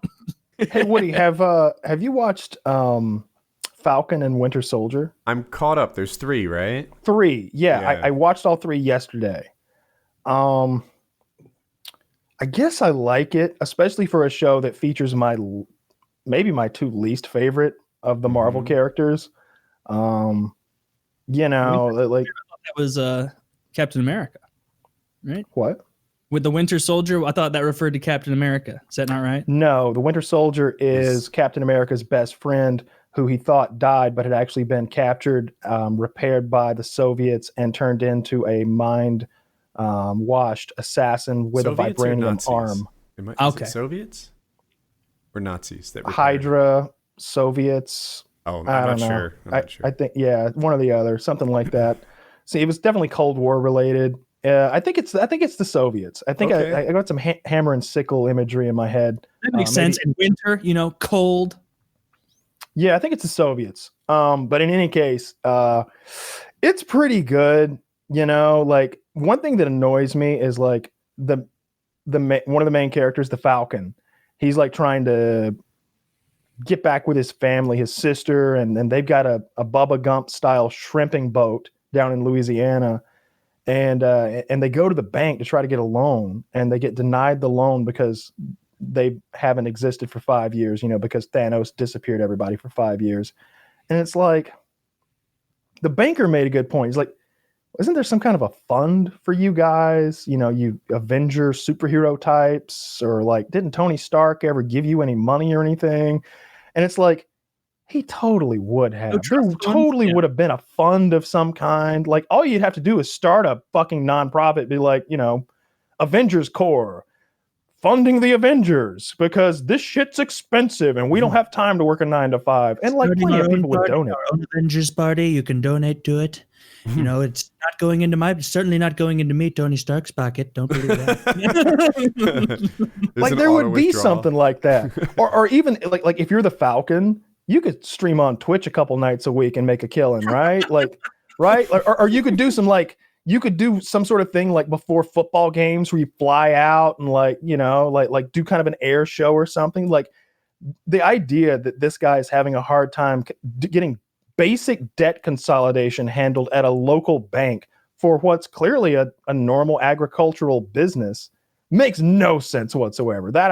Look, I can buy that he flies around and fights crime and international, and I can even buy that somehow he beat up GSP, but there's no way I'm buying that this guy is hurting for cash. Like he's just a bad businessman. Yeah, I'm having a hard time getting invested in the Winter Soldier as a whole. Like, I kind of like the bad guys as much as the good guys. I can't tell who's who. You know who seems like the best guy? The new Captain America. The new Captain America checks every fucking box, and we're supposed to dislike him out of loyalty to the old Captain America for some reason. Falcon is like, you think you're Captain America? Have you ever dove on top of a grenade? If people don't watch this, the new Captain America is like the most impressive soldier to have ever. He's like, yeah, I have dove on top of a 4 times. It's this thing I do with my helmet. It's reinforced. You know, it's not a big deal. And I'm like, oh my God, this guy checks every fucking box. He's like the ultimate leader, bravery. He doesn't have any superpowers, but he is somehow still a super soldier just through bravery and guts and morality. And he like scores off the charts in like the physical fitness exam. Like you saw him throwing the shield, and he throws it like no normal human being should be able to throw it. Like he's as strong as a human can fucking be. He's one of those like Batman type characters who's just like pinnacle of human fitness. How did Captain America give him because Captain America did have superpowers that he got from the military, right? You don't watch the movies. Am I going to have to tell you what happened in like all the fucking movies every time this comes up? Or are we just going to ignore you like you should be ignored because you didn't watch the cinematic equivalent of the magnum fucking opus of fucking superhero films? So Captain America, on a scale of 1 to 10, physically, he was like a 1. He was a very skinny, bullied sort of guy, but he had heart and he had guts, and they managed to see that this was the person they should invest into. They gave him this blue injection, and he turns into Captain America. I saw that one. I saw that movie. Oh, wait. I thought that was your question. Maybe I don't understand. No, I was remembering because you were like, because I remember because Kyle was saying, this guy's got no superpowers. And I was like, oh, then maybe it was a step down, unless this guy also got his own blue juice and like got souped up in the same. Because if it made little weaselly Captain America super strong, you muted Kyle, it would make this guy yoked as hell. I hear you. No, I think that blue serum is in short supply. As a matter of fact, it's one of the central premises of this Falcon Winter Soldier TV show. Someone has managed to make more of it, and they're trying to make sure it doesn't get in the wrong hands. Yeah. I don't know. Like the special effects are great. They've clearly got a budget, or like the people at Marvel Studios have just really figured this thing out, like making superhero shit look good for fairly affordably. Looks good. Don't care about the story. I'm with you. Like bad guys seem like quasi good guys fighting for like. I mean, there was that one of their major crimes was when they went and like got all that food for those refugees. Right? It's really? like this is totally going to come full circle, and we're going to find out. I think my prediction is this: the bad guys are going to become the good guys. Like those like super soldiers, the half black, half ginger chick. She's going to be a good guy. And it's going to turn out that the new Captain America is our bad guy because they're really suiting him up for us to dislike him, despite everything you said and everything I agree with. He seems like you're supposed to like him, but nobody does. So he's going to be evil. He's going to be Hydra or something. There's some twist they're waiting. They have planned for. Yeah, because I almost saw the opposite. They want us to not like him, yet we have every reason to like him. And I'm like, why? I like him. Like I guess I'm supposed to. Anyway, the internet dislikes him too. Like I see them doing like you know, him versus the guy she warned you about or something like that. Or you know, hey, can we have Captain America? No, we have Captain America at home, and they show him. I mean, that's totally natural. Every time they replace a loved character in any series, doesn't matter what it is, most people are going to go, "This is change. I don't like this." Like if Ian McKellen had died before the Return of the King and they had to replace him like Dumbledore and Harry Potter, like you'd understand it, but you'd be like, God, this fucking sucks, man. That's not Gandalf. That's not Dumbledore. You know, they went to Ian McKellen to replace Gandalf and Harry Potter, and he turned him down. Yeah. Oh, you know, that would have been confusing. It would have. For him to play both of the biggest wizards in like, you know, fantasy canon of the last century. If you watch the new Captain America, every camera angle is upwards and unflattering on him. Yeah. Did you catch that too? Every Instagram girl knows if you put the camera above you and look down, that's your best view typically. Well, right? no, for women, but for men, it's supposed to be. Sorry, I disagree. Are you saying men looking up through the nostrils is good? No, you're supposed to. You're like if you're looking straight on, the camera's below you, then that's bad. But you're supposed to look straight on with the camera below you. Looking at the camera, it's supposed to give you a position of authority. I'll tell you what it does for the new Captain America. It makes his nose look awful. It makes his whole head look gross. He looks like a nerd somehow, even though he's the opposite of one. Like he looks like a kid playing dress up because of the camera angles they use for him. Meanwhile, he's like an absolute Chad. This guy is the captain of the football team who fucks the prom queen, and they managed to make him look like a nerd playing cosplay. Yep. And they're doing it on purpose to him. Yep. And it leaves me a little bit baffled and confused, and it's ham-handed. So aren't they making like a Doctor Strange TV show too or something like that? I don't know. I'm looking with WandaVision. I was like, well, maybe I'm not sure. Maybe the next thing will be good. And with this, I'm already like, I don't hate it. Like, I'm going to watch it all, but I'm not in love with it. And I don't know. The real issue is the characters. Like these just aren't their strongest characters. And they are the cheapest characters to get on TV, probably. But they're not the people they didn't favorites. want to make movies out of. To me, these are the people who missed the cut on movies, right? Like Spider-Man, Captain America, Doctor Strange, Thor. That's the A team, the ones they made movies from. The team that's not getting movies, Wanda, Falcon, and Winter Soldier. They got a combo deal. Who else is coming out? I'm Googling it now. Is there some Hawkeye stuff coming out? So Hawkeye? I don't know. I thought it was going to be Falcon and Hawkeye. That would have been so much better. You'd have a bird theme. Yeah. Wait, in Hawkeye. Oh, okay. Yeah, it took me a second to process that they were different people. I know them now. Yep. Yeah. So like Jeremy Loki's Renner coming out next. I want to see that. I don't know. The guy who plays the Falcon has always been like my least favorite character, and it's not because he's black. I just don't like him. I don't like his superpowers. I don't like his attitude. I don't like his backstory. Like he's like a sidekick's sidekick. Like he needs to be fighting like middling level crime, and like he's too far removed from the elite guys to be in their company. Basically, he's just so weak that it doesn't even make sense. Like every time I see him, I'm pretty sure I could take him on. Like why is nobody shooting him in the feet every time he like goes to block those bullets with his wing? Shoot him in the feet. Shoot him in the feet. Like he's just got a riot shield. Yeah, he's just got a riot shield. He's not even bulletproof. And he's not like Captain America where he could take a couple bullets and like still survive it. So if this guy gets shot, he goes down the way I would if I'm shot. Yes. Oh, well, that's a terrible power. He doesn't even have a helmet. He needs one. That's the reality. Even regular army guys wear helmets. Everyone wears helmets. Little kids on tricycles wear helmets. That's true.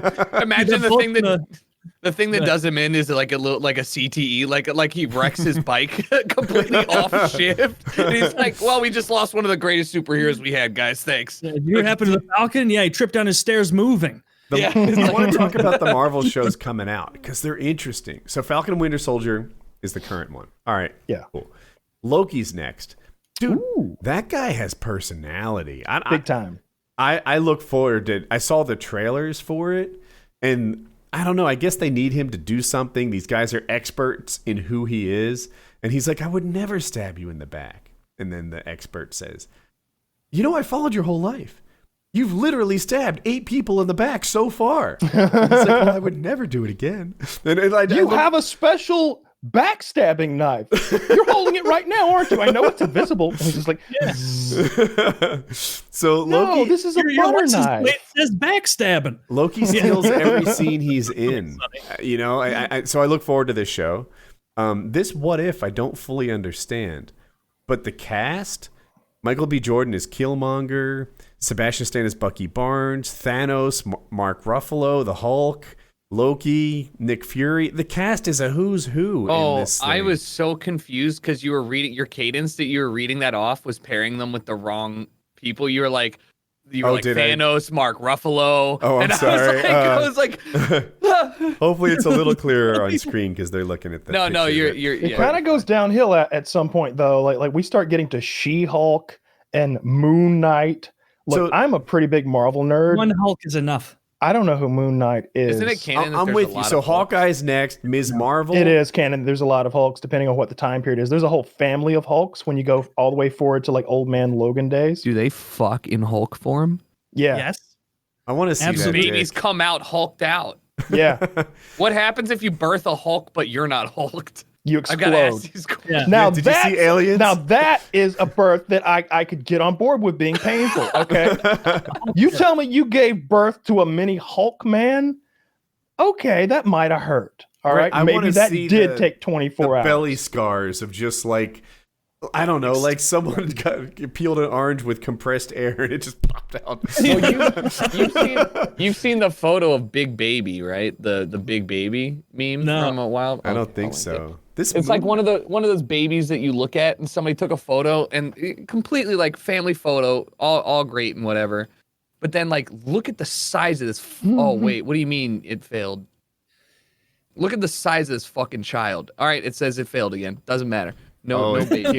Your picture's too massive for. Oh, is that what it is? It's yeah, that's big? what the error message says, right? My photo is too big. There it is. Well, that's not a good photo. How big this baby is. Here's an article. Yeah. Look at that. God Look damn! how big this thing is.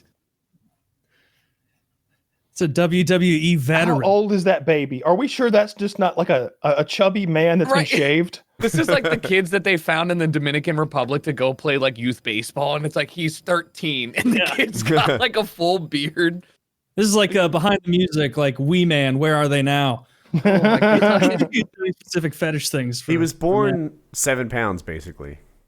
Okay. Do you guys know how much you weighed when you were born? No. I was 8 pounds, 15 ounces. Same. Like, really? Yeah. Oh, well, we were both 1 ounce off of 9 pounds. Look at us. Look at us. You know, that means a lot. Yeah. Well, it's like, How's your mom's pussy? Oh my God. I mean, it was probably pretty destroyed after I got done with it. No, Taylor. I thought it was fine. Oh, okay. Oh. Sorry, Taylor. Woody, how tasteless. Yeah, welcome to the show. Ew, post-pregnancy pussy, Woody? Yeah, not a good thing. That post-pregnancy pussy. I assume. Yeah, tier 3 tearing. It's not so bad. No. Yeah, I know it's not. I mean, no, I'm only about the pure, the unsullied. So before we jump on to the next thing here, we're going to hear from a couple of wonderful sponsors. If it will open. Yes. This episode is sponsored by Blue Chew. Guys, it's been a hell of a year. Personally, I feel like I've aged 12 years over the last 12 months. And if you're like me, you're feeling your age more than you used to, especially in the bedroom. Time to snap out of it. Spring is here, and it's time to get sprung with Blue Chew. Blue Chew is a unique online service that delivers the same active ingredients as Viagra and Cialis, but in chewable form and at a fraction of the cost. Blue Chew's tablets help men achieve harder, stronger erections to combat all forms of ED. Blue Chew is an online prescription service, so no visit to the doctor's office, no awkward conversations, and no waiting in line at the pharmacy. And ships right to your door in a discreet package. The process is simple. Sign up at bluechew.com, consult with one of their licensed medical providers, and once you're approved, you'll receive your prescription within days. Best part, all done online. Blue Chew's licensed medical providers work with you to find the right ingredient and strength for your prescription. Don't like swallowing pills? No problem there. Blue Chew's sildenafil and tadalafil are chewable. Blue Chew's tablets are made in the USA, and they prepare and ship direct, so it's cheaper than a pharmacy. So if you could benefit from extra confidence when it's time to perform, visit bluechew.com for more details and important safety information. We got a special deal just for our listeners. Try Blue Chew free when you use our promo code PKA at checkout. Just pay the $5 in shipping. That's bluechew.com, promo code PKA to receive your first month free. We thank Blue Chew for sponsoring the podcast. That is bluechew.com, promo code PKA. Just pay the $5 in shipping. Get it for free. Very seamless, easy process. Get a hard dick. For free. Plus and you know what's going to happen? You know, before you get your dick really hard, you want to use Smart Mouth. No use for a hard dick without good breath. Exactly. You're going to be walking around hard and nobody's going to be interested because you stink. Everybody hates talking to someone with bad breath. That humid, awful smell keeps you from focusing on anything other than finding an excuse to leave. Now think of all the times you were the gross, smelly one and the other person was thinking about getting away.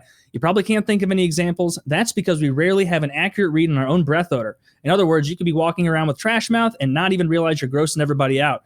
That's why Smart Mouth was invented. Smart Mouth's clinically proven 2-liquid formula combines to instantly eliminate bad breath and prevent bad breath from returning all day long. Rinse once in the morning for all-day clean breath and once before bed to prevent morning breath. Just 2 uses a day, and you'll never, ever have bad breath, guaranteed. Whether in the boardroom or the bedroom, having confidence in your breath spells success. Go to smartmouth.com/PKA now for a free coupon. You can find Smart Mouth's products in the oral health aisle at Walgreens, CVS, Target, Rite Aid, Amazon, Walmart, or wherever you shop. Once again, that is smartmouth.com/PKA for your coupon. So check that out. Get yourself a hard dick, get yourself some great breath. You're setting yourself up for a summer of success, a summer of a lot of pussy. So there you go. A couple of wonderful sponsors. Those links are below.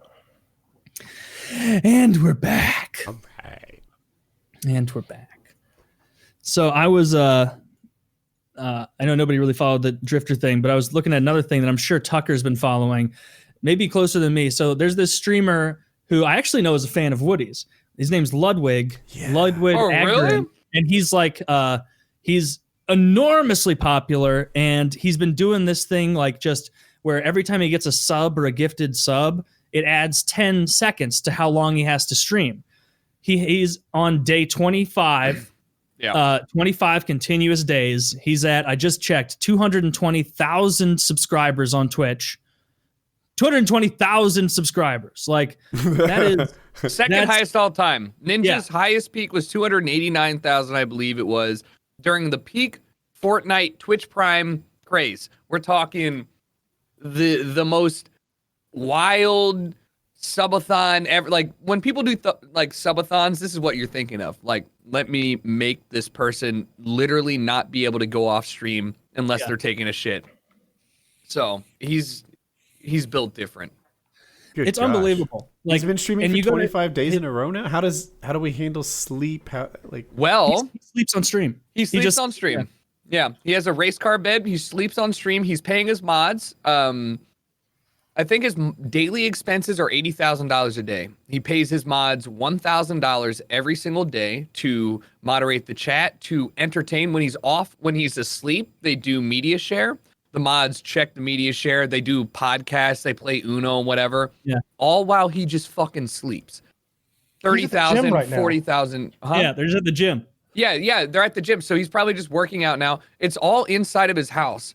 I could never do this. And when he broke it down, after taxes from what he's earning from this, after everything, like, he himself is not netting nearly enough to make this worth his while in terms of like cold hard cash, right? He's not walking away with $250,000 after this month or $1 million.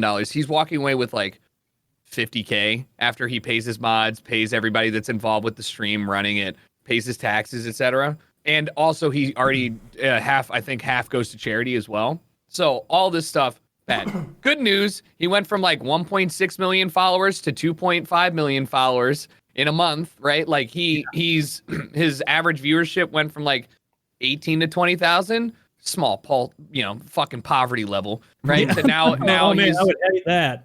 Yeah. Now he's at like. I'd be so embarrassed if I had 18,000 watchers. I know. He'll probably hang out at like 30K. It's really one of those. I think it's a very unique situation that can't be replicated, and it also takes a special person to be able to do that, because this man is sleeping on stream. Just last night, I slept and I was like, I think I just want my balls out. So I took my underwear off, right? Like, the thought of going to bed and thinking, snap decision, my nuts need to be free. Like, and you're on camera. That's kind of terrifying. So he's done all this without an incident. It's pretty remarkable, to say the least. I like this. And you were doing the math on the money, but, and I know you're already ahead. I know you know this because you're smart, you know streaming. But even if he only makes 25 grand this month out of it, the investment that he has in himself, right? Now, a lot of those subs are going to sub next month too. His concurrence will be higher. He could lose 50 grand this month, and it would still be probably a great investment of his time for what his channel has become. Yeah. Next month, he's not going to lose 100 or 205,000 subs or whatever he was in the beginning. Like, he'll lose a good bit, but it's like, oh no, now I'm hanging out at 102,000 subs. Yeah. Well, no, he'll lose way more than that. He will probably, if I had to guess, 40,000 subs is what he'll end up at. But like, that's that puts you in the top 5 on Twitch, right? Yeah. We're talking about what he's doing right now is the same vein as like driving past billboards, but every billboard you drive past is Ludwig, right? And it's just, it's one of those like long plays where it's not necessarily this moment that will make him financially rich. He's still doing like sponsored streams and shit with multi with multiple companies. He's done like 5 this month. So all of them are going to be super stoked. But like, if you just looked at it in terms of like how much money is he making from this, negative, not enough, doesn't matter. But like the long term, it solidifies him as one of like the main people on live stream. New York Times wrote an article about it. Like that's how you know it's like mainstream. Yeah, it's huge. Yeah. And he's gained almost 1 million followers in the last 30 days. Did you guys watch his squats? I'm watching him do squats. So is this stream.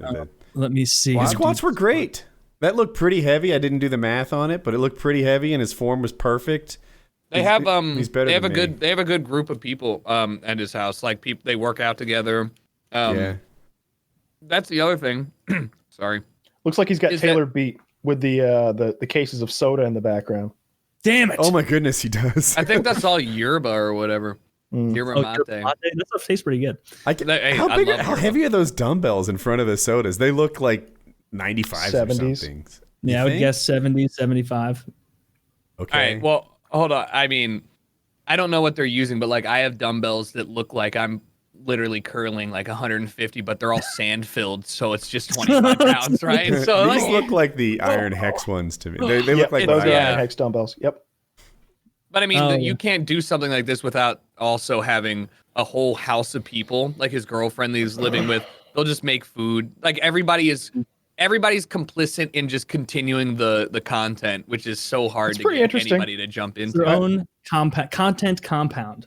It's man, you got to decompress though. Like I don't know, like just being on that long and not like sometimes when I'm alone. I remember when I first like got on my own when I was like 18, and just like yelling a curse word real loud in my own house. like can anybody else relate to this? Just be like, yeah, no one can tell me what to say here. Fuck. My neighbor like pounding on the paper thin wall. Shut up in there, you fucker. I'm sorry. This is sorry, where my sir. head is. I can't get away. Like he streams himself sleeping, right? The internet would never stop making fun of me if I stream myself with that fucking CPAP on. Like, I would give them control of it. CPAP I would give them control of it, like a Twitch plays thing. So like they're like, hey guys, let's turn Woody's oxygen down, and you would see Woody. All right, turn it up before he wakes up. Turn it up before he wakes up. Oh my god, that's so funny. I'm grumpy all day. Turn tomorrow. Woody's I don't know oxygen why. down. Dude, I just noticed on the top of the stream chat, it has like the leaderboard of things. I guess this is like per week. One guy named Slime IRL gifted 4,800 subs. Slimes is that I'm gonna say tokens? business manager / friend. He's also one that's like always been on the stream, but there because he had to implement a rule that if you gifted more than 100 subs, you were literally banned until the end of the subathon. Because some oil prince, right? Like imagine Mr. Beast comes in and he's like, haha, welcome to my new video, Ludwig never ends. Like, hi guys, I just gifted Ludwig 1 million subscribers. Yeah, he's now literally on until October. So. Then we got a big surprise. Hang on a minute. Would we say no to that though? Yes, dude. No, imagine somebody just gifted 50 and it just shut up 8 minutes. Listen, yeah, all right. The thought of being like Truman showed in your own home, like he can't. There's nothing he can really do. I can sleep on my couch. Yeah, I mean, yeah, you can sleep on your couch just like many people have, right? But it's just like I don't think like if you stream for 10 hours a day every day, people will look at you and be like, man, that's a lot of on-camera time. This fucker is always on camera the whole time. Yeah. When does he jerk off? Probably when he showers for 5 minutes. Like, these are real things you got to think about. That's true. I'm tempted to do this. He's put this idea in my head. I should do this. But I think I'll be live for 17 minutes and then it will end. No, you've got to. I would get one of those Ice Poseidon mobile streaming things, hire a cameraman, a cheap one, and let's go about my life. That's a big investment for a 17-minute stream, Kyle. Yeah, that's true. That's true. But I'm saying if like as you throughout there like if someone like Mr. Beast or some Saudi oil prince that wants to make him dance, be like, all right, fuck it, I'll take $5 million to just live on camera forever now. You're overvaluing yourself here. I think we'd all do it for $5 million. But the thing is, yeah, how many? What's a million worth? Yeah, can you do the rules again, Tucker? Like, what does it take to prolong his stream? I think it's every subscription or gifted subscription adds 10 seconds to the timer. Media share, which you have to pay for, by the way. I think it's 6 or maybe it's 20 cents a second for media share. So basically, when he's asleep, you can donate. Here's I can't do math. Here's $20, so 100 seconds of my favorite YouTube video with no copyrighted music or whatever. It's a bunch of memes. It's it's a good time. Like he's asleep every time I wake up and I'm looking at it. Okay. But that doesn't prolong the timer. It is just subs and gifted subs. So you can only gift up to 100 subs. If you gift more than 100 subs, you're automatically banned and you no longer can gift subs. Like Nightbot bans you, you're good. You're gone. Yeah, I could never sustain. No. 10 seconds for a gifted sub. I would get, I don't know, 500 seconds. Right. Well, thanks for coming out to the stream. and here's the fucked up thing that I don't think we talked about. He was at 1 minute. He was at sub 1 minute 2 days ago. And he was at under 4 minutes for all right. Maybe I'm stretching for over a day. I tuned in. He's at 4 minutes, and I was like, "Oh, today's the day." Right. That's what this timer is. This 12-minute thing. Oh. Yeah. Right. So at that night, so 3 days ago, I tuned in.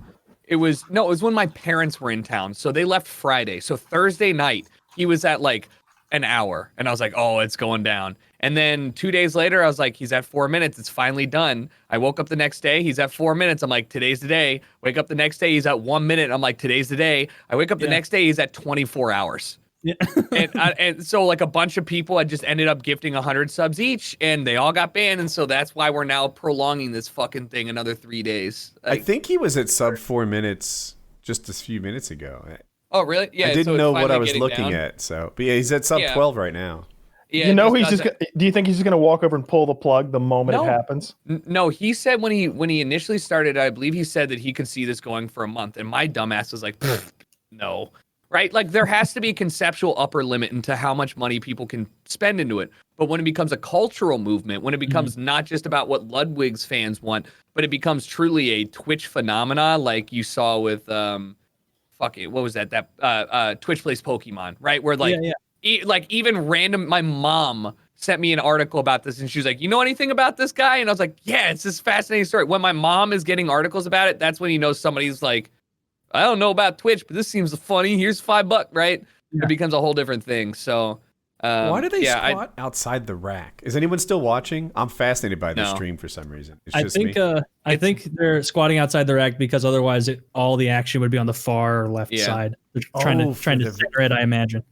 I see a lot of people squat outside the squat rack, and I always do it within the squat rack. Yeah, I would have taken probably 2 headers in the last 5 months.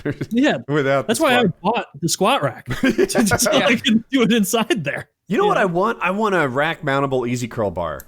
My easy curl bar is it's not as wide, and I want to do curls in the squat rack. It's my squat rack. I can do it if I want to. I might buy one. Defending people who are like, Woody, you can't do curls in your own squat rack. That's bad form. I can't believe it. Yeah, I guess in the gym, that's the worst offense. It is an awful thing. That would be really nice to have like a nice long easy curl bar for that purpose. This is like just, a week or two ago now that like for a while I had this old bullshit like Marcy flat bench that I got years ago. And it's too crappy to bench on or anything. And so I would just like, I don't like bending all the way to the ground like some peasant to pick up my easy curl bar. So I just left it on there. And I thought like, okay, the weight of this will hold it on there. And it was like, maybe 10 minutes after I'm going to bed. And it's like that kind of, and I hear just bang, bang. I'm like, whoa. And I freaked out. And I like carefully checked around my house. And then like when I got to the basement, I realized I was a retard and it just fell off. But how much are you curling, you silverback? You broke the bench? Well, it just rolled off the bench. I choose to believe it collapsed. Shattered it. I mean, on there at the time. It's a wicker bench, of course. Yeah, it was a wicker bench. It was probably 110 on there at the time. Oh, that's a lot more than I curl. Yeah, I curl that. Yeah, but I can run. Yeah, exactly. It's like, yeah, sure. I remember like when I was little, my dad used to be like, don't run like you're mad at the ground. Like, Yeah. because you I just stop. You're just big stop. it's my huge feet slamming down. runs like he's wearing how was I flippers. supposed to run? Just ungamely and badly, right, Dad? Am I He's like, doing it? let's get you into hockey. Let's get you into a different form of modality. So, yeah, that's great for him. That it really is a cultural thing on Twitch, at least, that he's doing. It's really, really sick. I didn't know all the details you were saying, Tucker, about like paying his mods that much. And I figured there was some sort of thing, because a lot of times when I would pop in there, it's some other guy I'm not familiar with, just running it for hours on end. Yeah. I mean, if I'm going to be honest with you, probably the most exorbitant amount of money that's ever going to change hands from like a streamer to a mod team. Like people do pay their mod teams, especially if those mods end up being like, I'm scheduling the games for you and I'm updating everything. Like, if they're almost more personal assistants. But he's got 17 mods that he's paying $1,000 a day or something like that for, on top of allowing them to get promos. I think this is one of those perfect storms. There's no shot that you could even like convince me to do any of this, or like have enough people that could back me up with content when I'm asleep, or like even remotely find 17 people I would pay $1,000 a day to like not ruin my career when I'm asleep. Oh, just like, go that's over a lot of trust. No, you just want to go over to the Wings of Redemption mod team. Perfect. Some real stand-up guys over there. They'll just ruin your marriage, not your career. Yeah, they'll just flirt with your girlfriend. Yeah, they'll just sabotage your relationship. Jesus. Under the table. Yeah, it's not hard. Every one of these guys has good squat form. You're still watching him squat? Dude, I'm fascinated by this stream. We had the spotter did his job. Spotter helped him up, but he was going down and he wasn't in the rack.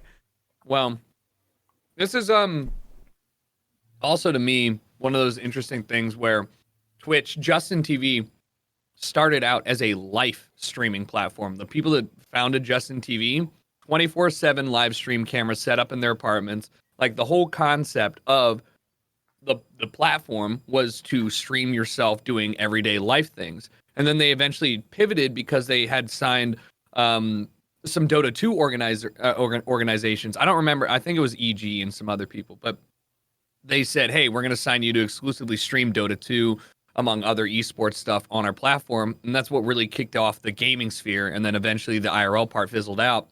So funny, 12 years later, full circle, now it's like the life part of live streaming is way more easy to get into. And also you see way more people tapping into like the just chatting section or cooking or not even streaming video games. That it really is like a complete 360. So now we're sitting right back where we started.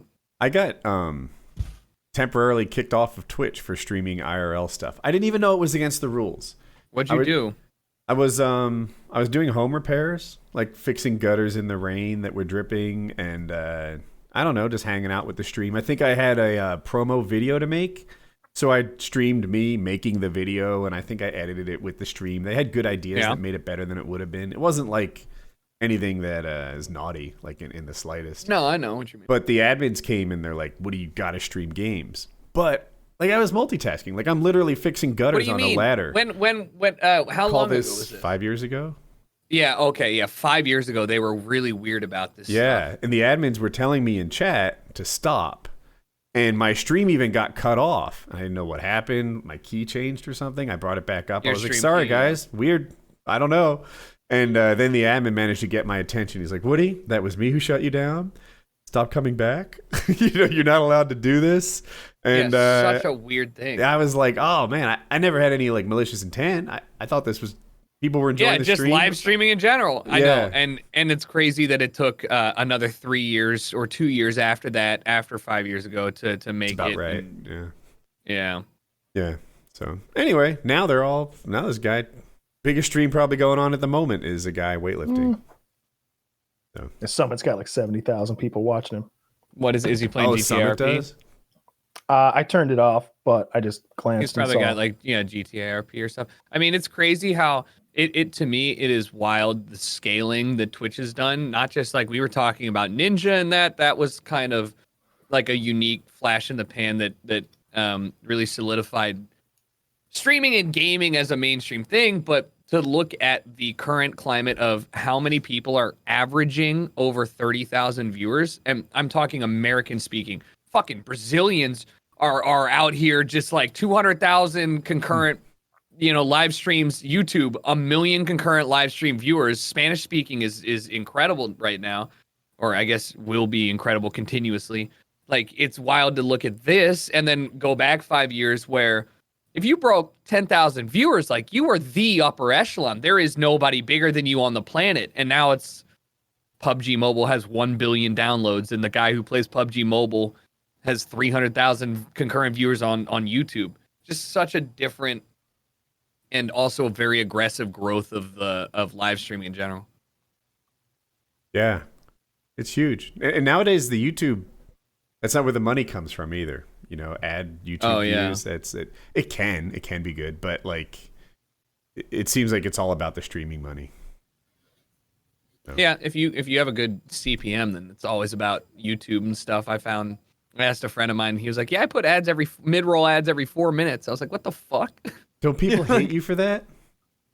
No, everybody runs ad blocker, so allegedly. What do you do for ads? Like, do you set up when to play your ads? Because I don't have anything set up. I think it automatically plays to non-subs. It'll automatically. Oh, are you talking about Twitch ads? Yeah. Legally, I'm not allowed to discuss what I do. However, I will say that you will get ads you will get pre-roll ads for anybody that's joining your stream, and unless they are subbed, unless you run something like 1 minute of ad every 15 minutes. That will disable the pre-rolls for your subs, and I don't know. I still don't believe that's true. That's kind of where I'm at with this. Yeah, there's a press release that they talked about it. You have to run in an exorbitant amount of ads to disable pre-roll ads for an hour, which is the big problem whenever you're jumping between streams. I don't get ads. You don't get ads because you're a Twitch partner. I'm a Twitch partner. We don't get ads. That's part of the baked-in thing right now. You mean as a viewer? As a viewer, partner. If you're a Twitch partner, you are not supposed to be served ads. However, they are fucking that up too. I do get ads sometimes. I get ads all the time. I didn't know that was a perk of being a partner. And I'm a Twitch Turbo user. I'm like, I'm paying you money. Like, what the? It's just one of those things. But yeah, that's the only way Twitch makes money. That's like, I should have just done my own research, but I've always been so confused, like little dashboard there where it's like run an ad, a minute, run an ad, 2 minutes. And I'm like, so am I just supposed to be like, all right, an ad, and then I just sit there for a minute? I run ads to disable pre-roll ads specifically when I'm like going to the bathroom. Hit a minute ad or whatever, go to the bathroom. It's just my fucking screen. I know we all hate ads too, but also like, if I'm watching a stream and they're going to the bathroom, I'll just tab into the other stream that I'm watching, right? Like, mute that one, go to the other one. It's fine. So that's the only. The fewest ads I could. Everything. How often do you want to run ads? Like, never. Do you want to run pre-rolls? No, nothing. Yeah, no. Because it seemed like if I smashed people with ads, I could make like $9. And if I chose the minimum, I'd make like $0.9. And I'm like, oh, it's not worth it to me to abuse them with ads for an $8 spread. Like, I'd much rather have happy viewers. Still the case. The Twitch CPM is locked in at like let me tread waters carefully. At a previous point, the Twitch contracts did have a set CPM where you would get paid X amount of money when you ran an ad. Mm-hmm. The thing was, just like you said, every streamer realized like, this is not worth me running ads, because I'd rather just say, can I get one sub? You've offset my ad, right? And now 3,000 people aren't inconvenienced by it. So I think they are changing that. I can't speak to it because I've already signed my exclusive Twitch contract, so I'm already locked into something. But if they were to incentivize people running ads, it would have to come in the form of making it worth their financial time. And everybody knows, especially you guys coming from YouTube and Machinima, like, ads do pay a fuck ton if you're not getting the creator cut, but if you're getting the like wholesale where it's like $50 CPM, which is what Samsung is paying, and then the creator's like, here's $1. Yeah, thanks for your good work. And you're like, what the fuck? $1 if you have 1,000 concurrents. Yeah. Like I said, 2 subs is worth as much to me as being an asshole about ads for 6 hours.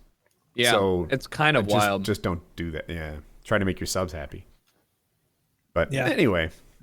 Yeah, it's complicated. Ludwig's down to 3 minutes, but he's not. He will tomorrow. He will be streaming. I will bet $50 that he will be live tomorrow still. I didn't know that. I'm gonna utilize that pre-roll info. Like when I go to the bathroom now, I'm gonna start running ads because what I used to do is just like, all right, I'm gonna go to the bathroom. Here's a video I have pulled up of a monkey fighting. You can do that. You can still do that. Pull the video up of the monkey fighting. Your subs and those that are not within the normal territories, right? All my like Indian and Jordan, like Lebanon, like every Middle East person, like, fuck you guys. I'm not subbing. I don't get ads. They don't serve ads in India. They don't. Yeah. But like, yeah, you should just do it anyways, because then some random guy coming to see your channel doesn't get hit with a 3-minute unskippable shit ad. I copied the shit out of your stream the other day. I was like, I got a notification. I got yours on my phone. I was like, let's see what Tucker's up to. And like you were, what was I doing? You were messing around. You weren't in the beginning of the stream. It was the middle. You were doing like a higher lower game, and then a little later. Higher lower. Yeah, Fridays. You did GeoGuessr. GeoGuessr. I was like, dude, both of these look like so much fun just to shoot the shit. I'm stealing this from Tucker. I'm buying GeoGuessr Premium because I'm gonna play more than one game, and then I'm gonna do higher lower, which like an arrogant. So higher lower, Woody and Kyle and anybody listening, it's a game. You go to higherlower.com. Oh no, Google. Sorry. Yeah, and it just shows like an image of like a search and then another search on Google from 2016. It'll be like the Olympics versus antidepressants, and you have to, and let's say it says the Olympics got 1.2 million monthly searches in 2016. You have to guess, does antidepressants get more or less than 1.2 million searches per month? And then if you get that one right in 2016, and so you always have to be remembering, it's like Adele. Wait, this is going to be pretty big, actually. Okay, let's remember that. And so you try and guess. My biggest streak ever, I got to 47, and I was very proud of that. Holy shit! You must have. All right, I've gotten to like 22, and I had like a stint of 5 where it was like, what's more crazy, like the 15th king of Mongolia or Spotify? And I'm like, well, this one, like.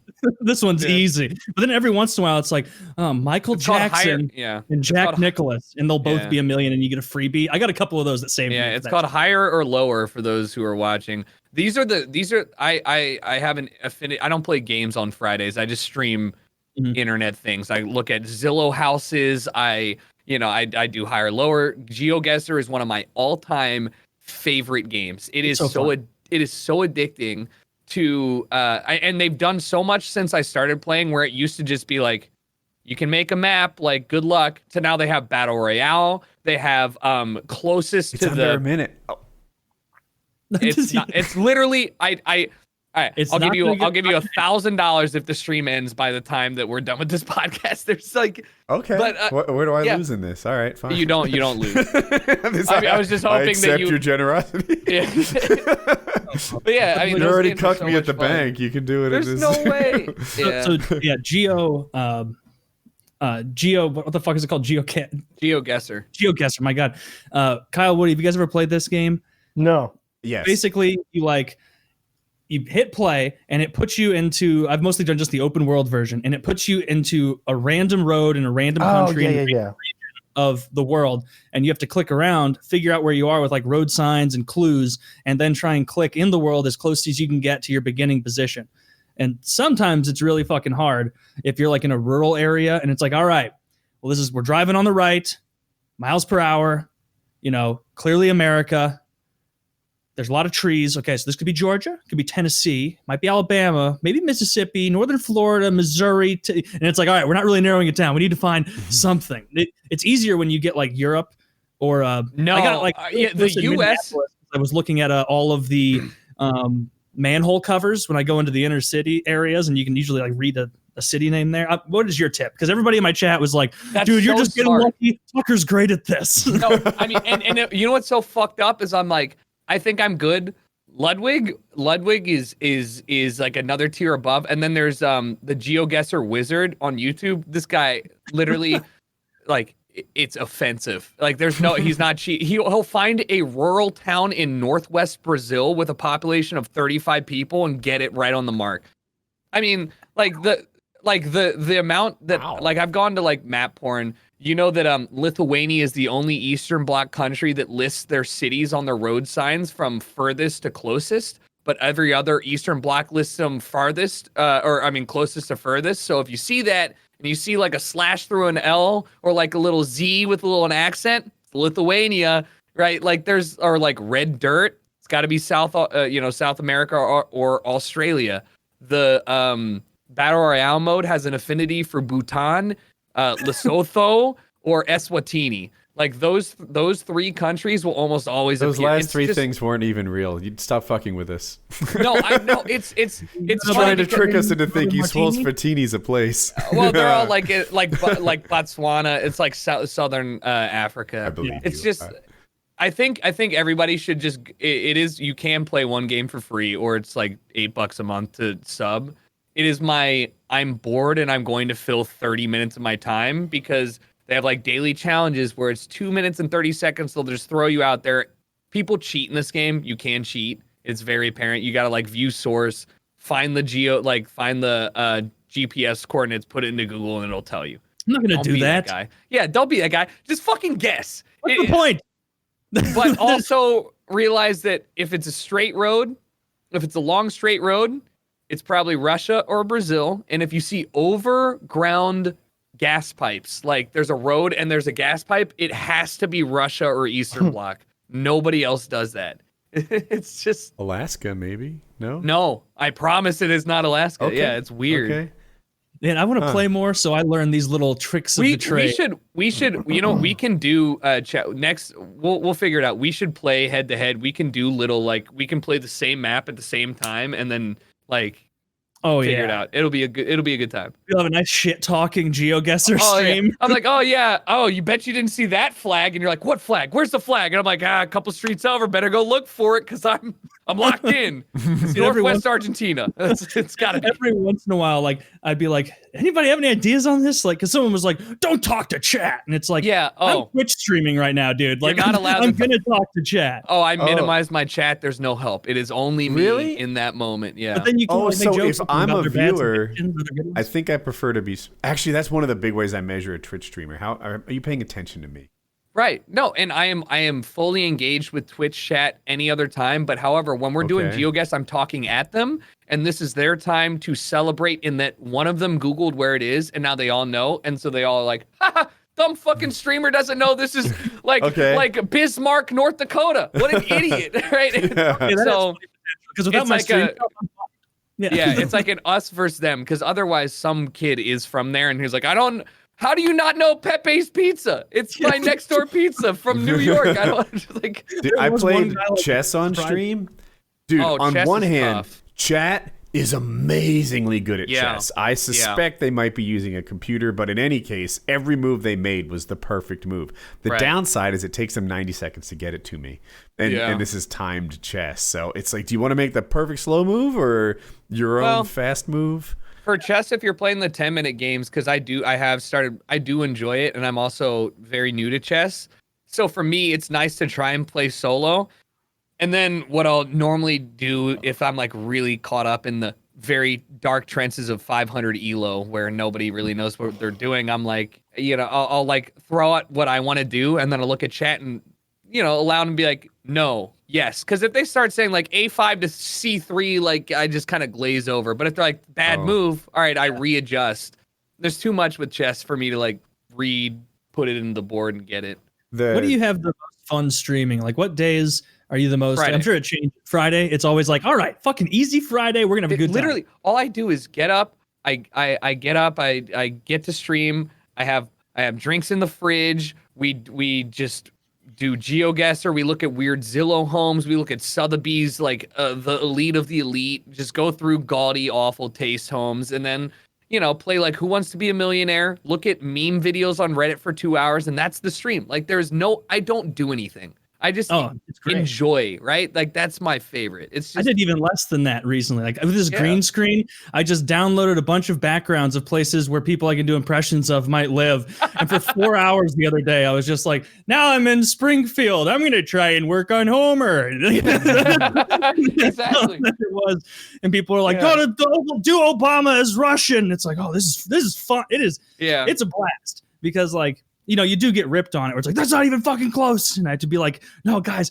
we're in the workshop, man. We're in the workshop. Yeah. I gotta make sure I'm bringing. We're planning. We're figuring it out. remember how terrible Homer was? Now it's slightly less terrible. Yeah, he still sounds Canadian. We'll get past it. We'll figure it out. It's fun to me when like you do an Indian accent and 10 sentences in, they're Australian. Like, I don't know. I like when that happens. It's like, and then it changes into if the accent goes on long enough, everyone turns into Alex Jones. If you try and get anybody gruff, it just quickly becomes him down there. Did you see that? I saw a clip on Twitter. I didn't look deep into it or anything, but somebody retweeted and was like, everybody, look at this video of Alex Jones stopping a child trafficker near like some place. He was like, it's like this guy, and who knows? Like, it seems way too perfect and set up, but I don't know.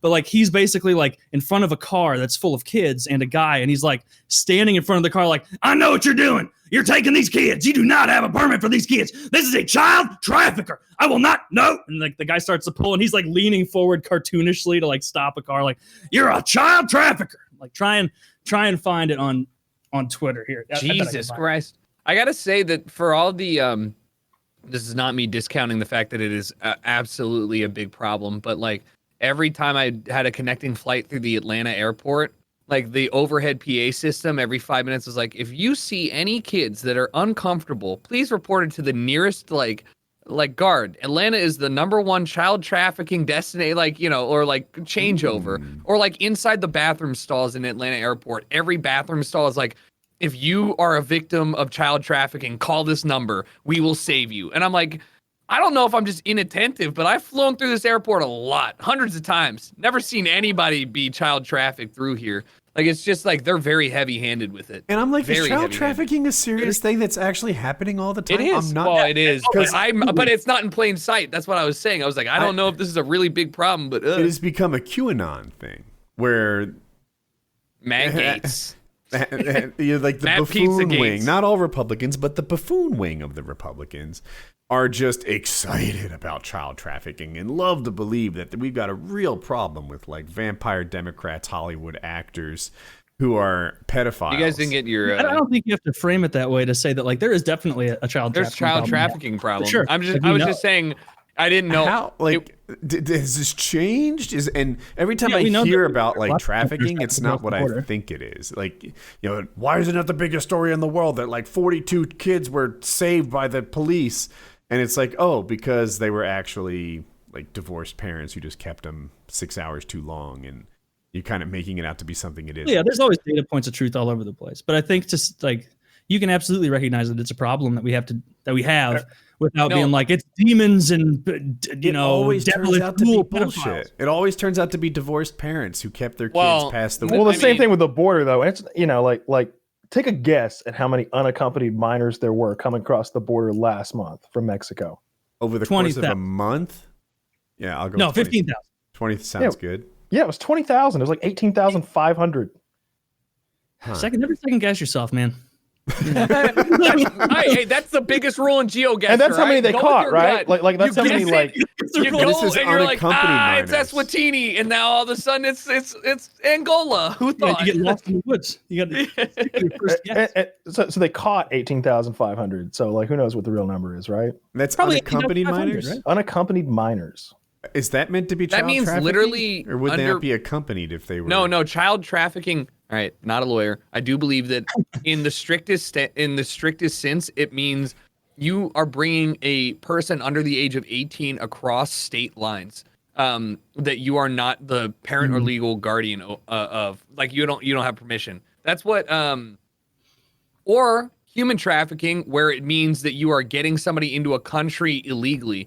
I know this because Molly Mall, the famous producer / human trafficker, ended up getting a bunch of people green cards through not so normal methods and then was charged for human trafficking. So like there's like I guess it's a wide umbrella that covers a lot of people. Less despicable, very nasty, very wide gamut here. Yeah. The Atlanta airport that I was talking about, probably the worst part of those. So human trafficking is the use of force, fraud, or coercion to obtain some type of labor. Yeah, so fraud, like saying like, hey, I'll bring you over here. and give you, get you a visa, but you got to like fucking work in my compound. But you'll be an indentured servant for this, giant company or whatever, whatever. The restaurant in my area. They made that good Thai food. Well, I'm sure. How was the food? It was fantastic. No, I did not stop going just because they were guilty of human trafficking. The food was great. Jesus. Patronizing a restaurant where they caught the human traffickers. Taylor, I told you the food was good. Like, why are we still talking about this? Taylor, if I stopped eating at all the places that hired people that were not legally allowed to work there, I would not have a lot of restaurants to eat at. We'd all be very hungry. We would all be very hungry. That's my new weight loss plan. It'd be funny if like if the pizza green cards ended up being real and they're like, well, I'm still going. They make the best pie in the city. That's literally what I did. They service child predators. It's like, but cobble. No, because they knew right away that in order to distract from the children being right in the basement, we need to make the most delicious pizza pie anybody's ever had. People need to be raving so loudly about the pizza upstairs they can't hear the screams of rape happening below. I walk in there, I'm like, I want this. I want it hot. They're like, Thai hot or white person hot? And I'm like, that white person hot, but just keep it between us. Thai hot. I mean, did you? All right, I had a run in. So since I recently moved, I was like, I gotta go around the block, eat the local joints, and there was this ramen place, and I went and I sat down, and they're like, hey, we have spicy tonkatsu ramen, pork based, all this stuff. I was like, fucking wonderful, looks good, got great reviews. She goes, how hot do you want it? And I was like, what's your scale? And they go, we have not hot and we have are hot. And I was like, that's not a good scale. It's just two options. Terrible scale. You need more than so two I was like, things I'll have your hot. And she goes, are you sure? And I was like, I don't know if I'm being profile, but I do like hot food. I will. Yes, please give me your hot. And she brings the bowl back. I'm not joking. Like, this was like it was very near the perfect borderline between I'm very uncomfortable and not enjoying myself, and also like, I have to finish this. They will make fun of me because I'm white. Like, I need to eat this food. And like, cause like she asked if I was okay with it, and I said yes. And now I'm like, I'm not really okay. Like, sobbing into my napkin. Like, I'm just so full. Yeah. Like sweating buckets. Like, I'm glad when they make the distinction between like, we got hot, like it's very hot, white people hot, Thai hot, and then just like, it's just capsaicin poured on your food. Yeah. Like, or I've even had them, it's like hot, Thai hot, and then Laos hot. Yeah, India, yeah, Laos, and just chili peppers, and that's it. A bunch of like smarmy white people at like dairy heavy restaurants in like Wisconsin being like, oh, that's really fun for you. Do you want the white people amount of dairy, or would you rather go with your amount? Which would be better for you? Oh, look at that fella over there. Yeah, he opted for the white people amount of dairy. Look, would you like just sour cream on top of cheese? Would you like a white? Would you like the white amount of fried chicken or the black person amount of fried chicken? Oh, I want the black person amount of fried chicken. There's watermelon juice on it. Jesus Christ. Was that racist or somehow? I like hot sauce. Come on. We're doing black. We were all profiling food. Profiling together. That's such a funny way to say it. I've never tried watermelon on it. Watermelon juice on it? I don't even think that's a thing. But I'm pretty. I know. That's why this is a problem. We were all tiptoeing within the realms of very real things that have happened, and then you just came out of left field with like nobody does this. I thought asshole dairy waitress towed the line pretty well. Oh, I'm blushing. I can't eat my fried chicken without a good bit of hot sauce. I can't eat anything. I can't eat most things without hot sauce. What's your go-to kinds? Like, what do you like? That's a great question. What are we eating? You got to have your poultry hot sauce, your breakfast hot sauce, your beef hot sauce, your fish hot sauce. Sriracha on just about everything. I mean, if I had my daily driver is Sriracha. Secret Aardvark is probably one of my favorites. Love it. Never heard of it. It was on Hot Ones a couple seasons ago. Yep. And now I'm locked in. They sell it in packs of 3 or 6 or whatever. Order on their site. I like some of the basic bitch stuff. I like Crystal. Crystal's good for Louisiana stuff. Chicken. Yeah. Yeah. But yeah, I've got some Mad Dog 357 in the fridge. That's not fun. I just use tiny amounts of it. I use tiny amounts of it like in a whole dish. Like if I'm making chili, Like there's going to be like a teaspoon of that going in. It gets you hot, but it doesn't add any flavor at all. Yeah. It's just pure heat. It's almost chemically hot. Yeah, Mad Dog is like is not a fun hot sauce. Aardvark is my favorite. It's the hottest on everything hot sauce, because any more than that and I'm gonna be like a little drippy. El Yucateco, the green El Yucateco is one of my favorites. And then outside of that, it's there was a carrot habanero that I had that was like one of those, like pick one of your weird hot sauce stores that's like our local person. I don't know if you could get anywhere, but it was really good. Carrot and habanero and orange, I guess. But I used it in marinade for some jerk chicken. Fire. Yeah, they got one made of carrots called Tango Chile. Ooh, interesting. Yeah, I use a lot of sriracha though. Like I like that on scrambled eggs. I don't like it on. Like if I'm doing stir fry, like I'm putting a ton of it in there. It's good on scrambled eggs. It's good on stir fry, like you said. It's good on. I eat a ton of Indian food, so just. What's your favorite Indian dish?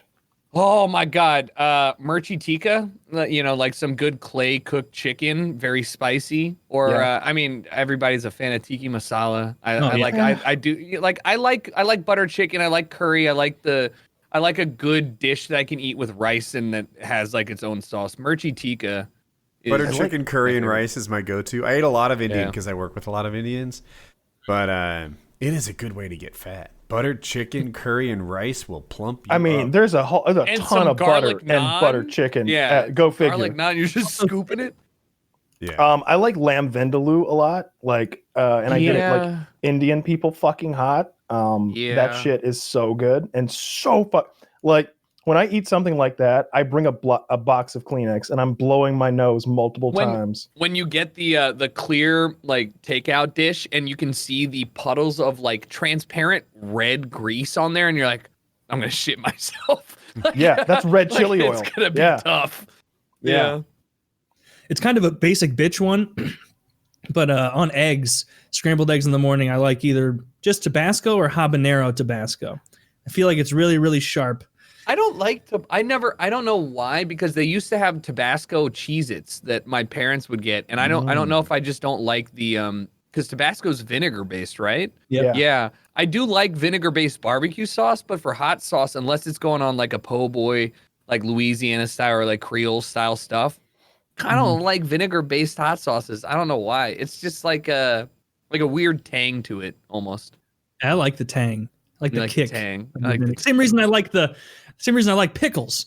I love zero pickles. calories. You get that nice, sharp spike. I didn't know that they had zero because I'm a dumbass, right? It's literally water and vinegar, and right. Yeah. So I'm like looking at I was like, I'm hungry. I was eating a pickle. I looked at the nutrition facts. I'm like, zero. Is it? What do you mean? What kind of zero? Snack? A cucumber is not zero. I think it's like literally zero. It's like literally 5 or something. Yes. If you eat whatever. It's like 1 person. So it's just a cucumber. The thing about like nutrition labels is that they round up or down. They're always going to round down with something that's like 5 calories or below.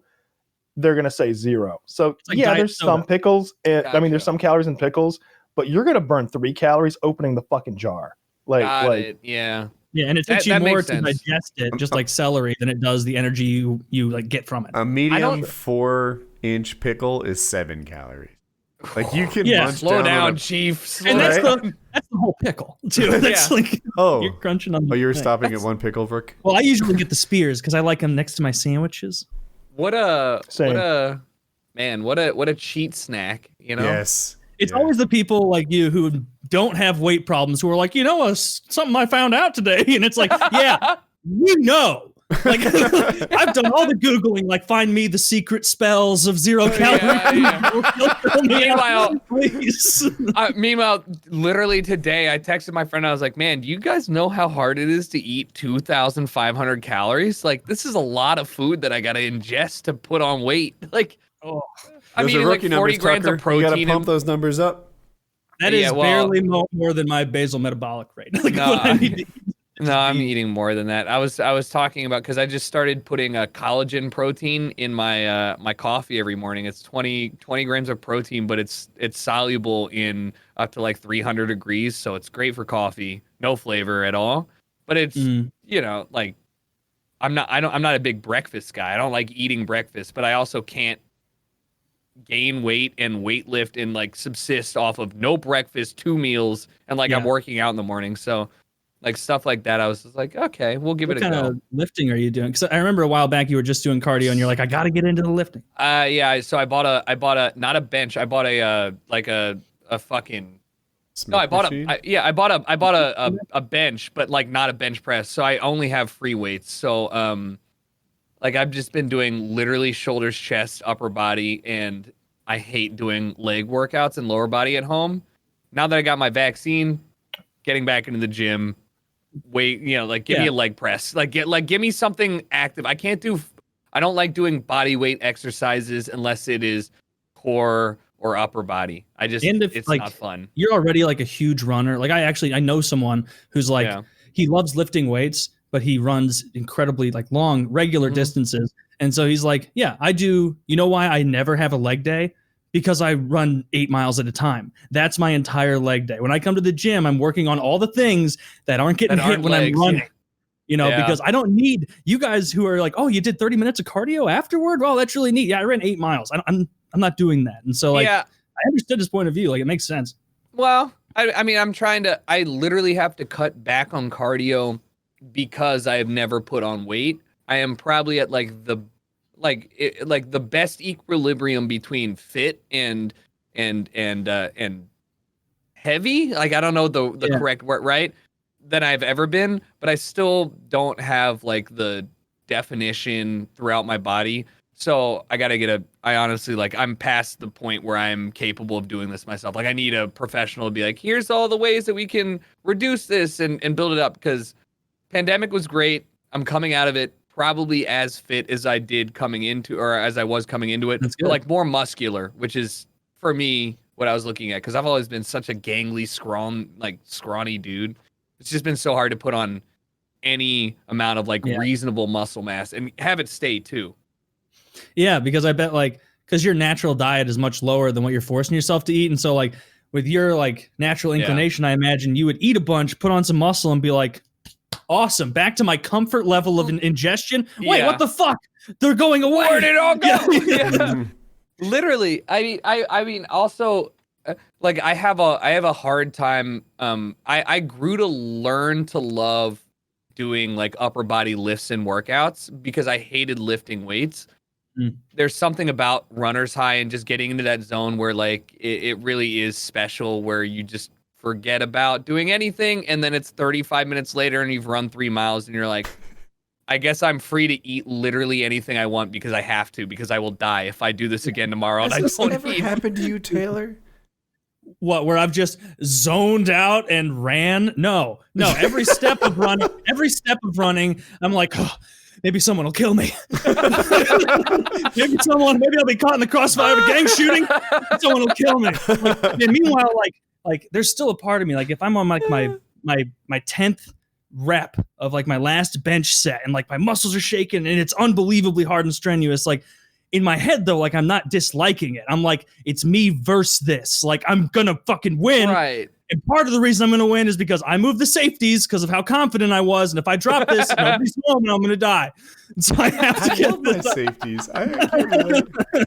No, I like lifting. I don't know. I don't know. Running is a punishment. Lifting is like a celebration of what I can do. And I hear your weights. Mine are so much smaller. That's a great way to put it. But it still feels good, right? And my weights are higher than my old weights were. And that feels good. And, I think you can see some very, I like the progress that I see with gaining weight as I progress. And I can agree with you that I don't see the same level of, maybe this is a shift in my mentality, but I don't see the same level of enjoyment and be like, I ran an extra quarter mile today at 6 minute pace, right? But if I like put 5 pounds on my curls, like that's fucking sick. Yeah. It's real weight you're seeing move. Like when you finish like a PR bench, you're like, God, I'm stronger than I've ever been. Like you feel great. You're like about to shower. Like after you work out, you're looking at yourself in the mirror. You got the pump. You're like, I am looking good today. Yeah, just don't look at the fat parts. Just here up. look at the shoulder girdle. Just here. Look at the pecs, the nips up. But I mean, at the same time, when you're saying like I'm on that 9th or the 10th rep of my 3rd set and I'm like sweating, for me personally, today I was doing core and we were in like minute 9 of the 10-minute, like, you know, run the gamut, like just fuck yourself up in 10 minutes and then just go cry about it. Yeah. And I'm like, all right, it's time for plank number 3. And I'm up there and I'm like wheezing and I look over and I'm like, I see 3, I see 2. And I'm like, I'm done. I don't need those 2 seconds. That's the very, like, in my head, I'm like, you dumbass, this is why you're never going to get shredded. Somebody else is out there getting those 2 seconds. Ripped ads. Like, never drop the last 2 seconds. Yeah, and I'm like so self-conscious about it. Like, oh, I know I'm not like doing the most, but it's like a mentality thing. The mentality that I like to take it from a YouTuber, Greg Doucette. It's just harder than last time. That's all you need to do. Did you do more than last time? You know, It could be more weight. It could be more reps. It could be the same way. You might be muted, Taylor. It could be the same weight and reps, but slower. You know, this time I just know in my heart it was more time under tension. And these were better form or whatever. And just work harder than last time and keep that up for a couple of months. And before long, you've gone somewhere. Yeah. You take like a before picture, like I did like, what was it, almost 5 years ago now when I got really into, you know, lifting regularly. And like, I think it was 5 months after my first picture. Like I looked at my other one. It's like, these noob gains are ridiculous. It's retarded how much you can put on in lean muscle in those first like 6 months if you bust your ass and work hard. I mean, and I haven't obviously published this, but and body to body is different, obviously. Right. Body to body is different, but I did take like maybe a month into my semi-serious, like I finally have a bench and I have like my free, like multiple sets of free weights. Took a photo and I was like, cool. And I looked back at it a couple weeks ago and I was like, it's been 5 or 6 months of doing this, like with regular enough intervals where, you know, 3 days a week most of the time, unless like I have some family in town or whatever. But like, to me, the difference is very clear cut. Like I can see the difference in the muscle groups that I'm working out, like that's visible. But to other people, that's a long and slow process, and it's not necessarily a complete cut and dry, like, wow, look at you then, and here you are now. Sure. So depending on how you're getting into it, it can seem a little, like, maybe not disheartening, but you're not going to, like, walk out one day and your friend of 10 years is like, holy shit, you're shredded, right? Yeah, but, like, it's an overtime thing. Yeah, it's an overtime thing. But you're, like, being able to see the changes in yourself is you're gonna notice them 10 times as fast as any of your other friends. So it's like personally rewarding to see those changes, even in as short as 5 months. And I know that might seem long, but it's really not. We're talking multi-years. Flash in the pan.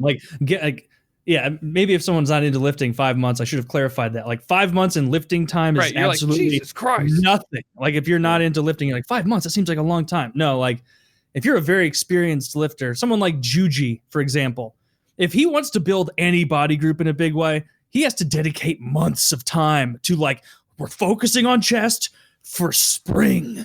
It's like, that's what he has to do because he's so evolved, so big and everything. Like it, you know, diminishing returns. It's harder to eke out that last bit than it is the first gains. Have we heard anything more about Juji? I've been following his channel and it seems like it was kind of who knows what's happening behind the scenes, but it seems like a clean break where like Juji seems overjoyed to be making content on his channel again. He's been in a great mood in all his videos. He and his wife have a really good dynamic. I like that a lot. She's a good camera woman and she adds something to it. I think his videos are better without Tom.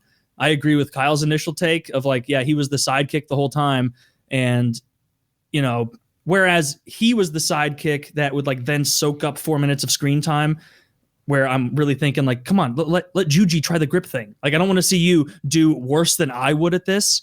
I want to see I want to see the behemoth of a man do this and then do a backflip. And so now that it's all back centered on him, it's pretty cool. Something about his gym though, it's like, it's so nice that I can't even like relate to it. Where he's like, this is you like, told me I was wrong. Oh no. I'm saying on a level of owning it, I can't relate to it because his old gym, I remember I used to watch those videos in the garage, I guess 2 gyms ago. And I was like, this is before I had my house. And I was like, I can't wait to like build a gym and I'm going to have like a cheaper version of the kind of stuff he has. This one, like, it's basically me watching a fantasy version of a gym where I know I'm never going to approach that level of gym. He has that ghost monolift, which for the life of me, I cannot. I've watched 3 different videos of him doing this monolift thing and I cannot figure out the benefit of it. It seems like a really expensive squat rack that you have to have 2 people to work. Like I don't. Do you get it? Yeah. So the monolift. What's it? When you bench enough, not me, maybe not what is you. the squat thing? I'm sorry, I meant to say squat. Yeah. When you squat enough, sometimes the weak point is walking it away from the rack. So this one, as soon as you lift it, the rack walks away from you, and you are free to squat in place while never walking. And then you go up and you tell your buddy to replace it under you, and that's how it works. So you never have to, whereas you in your rack, you put it on your shoulders and like take a step or 2 back and lift in the middle of that rectangle. His the weights are too J high. hooks swing away. Okay, well that makes 1,000,000% sense. I didn't even think about that. God, imagine squatting so heavy that you're like, if I move, I might break. Like, yeah. My squats are weak. I was watching Ludwig squat, and his form seems so good. I need to video myself. I think maybe my form sucks, but oh well. Squats are annoying, dude. Ever since I fell out of that bunk bed like almost 2 years ago now, That sucks. at my friend's bachelor party, and I have nerve damage in my right ass cheek now, like literal nerve damage in my right ass cheek. If anyone doesn't believe me, like I can't show it, but like I'll let either of you touch the side of my ass. It's on the side. It's on the side. No, you let's can do feel a PKA meetup where all the fans can put thumbtacks where the nerve should have felt it. Yeah, I'll do that. Everybody can come poke. Hey, if you subscribe to me on Twitch, you can poke my ass nerve damage. But like any kind of like low or stretched movement on that right ass cheek now, just like it's like a mixture of stinging and burning if I hit it in the wrong way. And that's how I can tell it's nerve problems, because that's what all the Googling says. Like, is it active pain or is it stinging burn? And like, it's just annoying. Like I can tell doing like even lunges on that side, like it's not as strong as it used to be. And so like, I feel like now, like I've always had a big fat ass, but like, I feel like my quads and my hamstrings are getting bigger because I'm like isolating them more on like the leg extension, leg curl. Cause I don't know, dude, getting just in a deep squat now, it's fucking uncomfortable. I really dislike it. Like I'm really annoyed by that. I wish I should just went to a doctor when it happened. You ever do that exercise where you sort of support your upper body on a bench, like you're doing those like rows? No. Those like bitch dips where you reach back on a bench and do those, but then you put a barbell across your crotch and then hump the air. Oh, yeah, glute thrusts or something like that. Yeah, glute bridges, I think they're called. Yeah, I've done those. It's way more comfortable than squatting. And so I've genuinely considered like maybe just dropping squatting entirely, switching to those glute bridges, and then like supplementing hamstring and quad stuff with, lunges, additional exercises. Dude, some of my roughest leg exercises are the chick ones. Like the glute bridges, you put a lot of weight, and that's fucking brutal. Bulgarian split squats, brutal. Lunges with the dumbbell in each hand, brutal. Like I think those ones suck. I think I kick my ass with yeah. some of those girl exercises more than I do like squats and stuff, where I'm always feeling like, am I doing this right? My knee hurts. My knee was in pain before this. How are we going to get through these squats without it getting worse? And so I've been skipping squats lately, trying to heal. I think I'm just fucking up my squat. Well, I mean, just skip if it takes it. Like it's way better than like jumping the gun and getting injured. Yeah. Maybe you should go to a doctor about your rotten ass cheek. Yeah, maybe I should go to doctor my rotten ass cheek. You're like, I don't know. It's just the right side of my ass. It burns and tingles when I move it. You think I should see a doctor? Yeah. You know what's funny is the ass damage that I got on my friend's bachelor trip has lasted longer than their marriage. Oh, that's great. So it ruined my ass for no reason. My beautiful plump ass just now misshapen. So gorgeous and fat. Oh man, dude, the ass on me, it's huge. I fill out those jeans like nobody. Not anymore though. Now with my dented ass. So hard. But we're talking about like dreading workouts. Like there's nothing on my like workout sheet that when I come up to it, I get like sad as much as like weighted lunges. Where like when I get to that on leg day, I'm like, no one's here. No one's going to tell. Like if I just skip this, no one will know. I can just put the 5 tally marks in my notebook and we can both pretend, you know. But no, it's the worst. I fucking hate every second of weighted lunges. Yeah, this is why I need a personal trainer for this, because the only thing you can do at home is like, I don't know the names, but I mean the weighted lunges, and then whatever the exercise is when you put one foot up on the bench and then you're just Bulgarian doing like half. squat. Yeah. Fuck those, right? Those I'm like, none of these are fun too. for me, right? I'm just like not enjoying my. At least with like chest presses or curls, I'm like, yes, like we're lifting weights. Like this, I'm just like I'm inconveniencing myself multiple times for you. Like, it's great. Like when you finish like a really heavy chest press thing or bench press, you walk around. You're just like, the whole pectoral is just tight, and you can tell you burn the shit out of it. Like, this is great. When you really blow the hell out of your hamstrings, you're like, I hate this. Like, this Dude, Bulgarian split squats are some of my favorite. Now, here's the deal. There are mirrors all over my gym, and parts of me look like I am going on 50, right? My face looks like it's going on 50, and my fucking foot to my knee looks like a 19-year-old Olympic athlete, and there are like when I see you do have good calves. It's been known for a decade plus. You have to see them in my weightlifting shoes, and there's mirrors on both walls, so I'm getting like I don't know, all these different angles of what my legs look like. Only calves. There is no exercise that accentuates the best parts of me more than Bulgarian split squats, and I'm like, all right.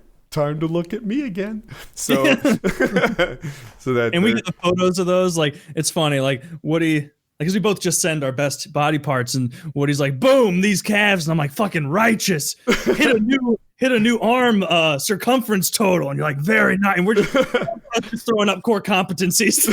Just dudes being bros. It's just.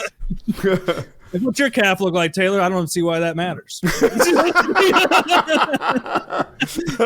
I have to periodically go through and just delete all of the half-naked pictures of Woody on my phone. There's just because like WhatsApp just saves them straight to my phone. And I've got take more. I'll do it. Weak friend. I have all of them saved in an album called Woody's Progress. Smiley face. That's a friend, Kyle. Take notes, Kyle. It's got the blush I delete those motherfuckers. I wake up and it's like, check out the vascularity of my forearm. I'm like, yeah, it's real good. This is not the first thing I wanted to see when I woke up this morning, but that's great. Kyle. Oh, delete. Yeah, that one was today. That's literally how it happened. I was loading the Easy Curl bar, and something about the lighting hit it, and I was like, oh. It's not there right now, but I was like, yeah, the boys need to see this. It is not just me. Some guys, I got vicious hate messages on Reddit over this topic, but they misunderstood. It's not all one-sided. No, not at all. No, we send lots of photos. Yeah. Lots of fun things in our chat. It's an encouragement thing. It's nice. Taylor used the term, it had to do with MyFitnessPal, and it was like 4 years ago, but he said accountability buddy. And, like, my poor wife only wants to hear about my forum so many times. I need more audience, like it's someone who gives a shit. So it's nice to have, other people sharing your success. Yeah. I go the other way. When I'm feeling not that motivated, I turn on my Twitch stream and I get called fat so much. It's like, you're right. You need to really get this together. Yeah. It really speaks to me.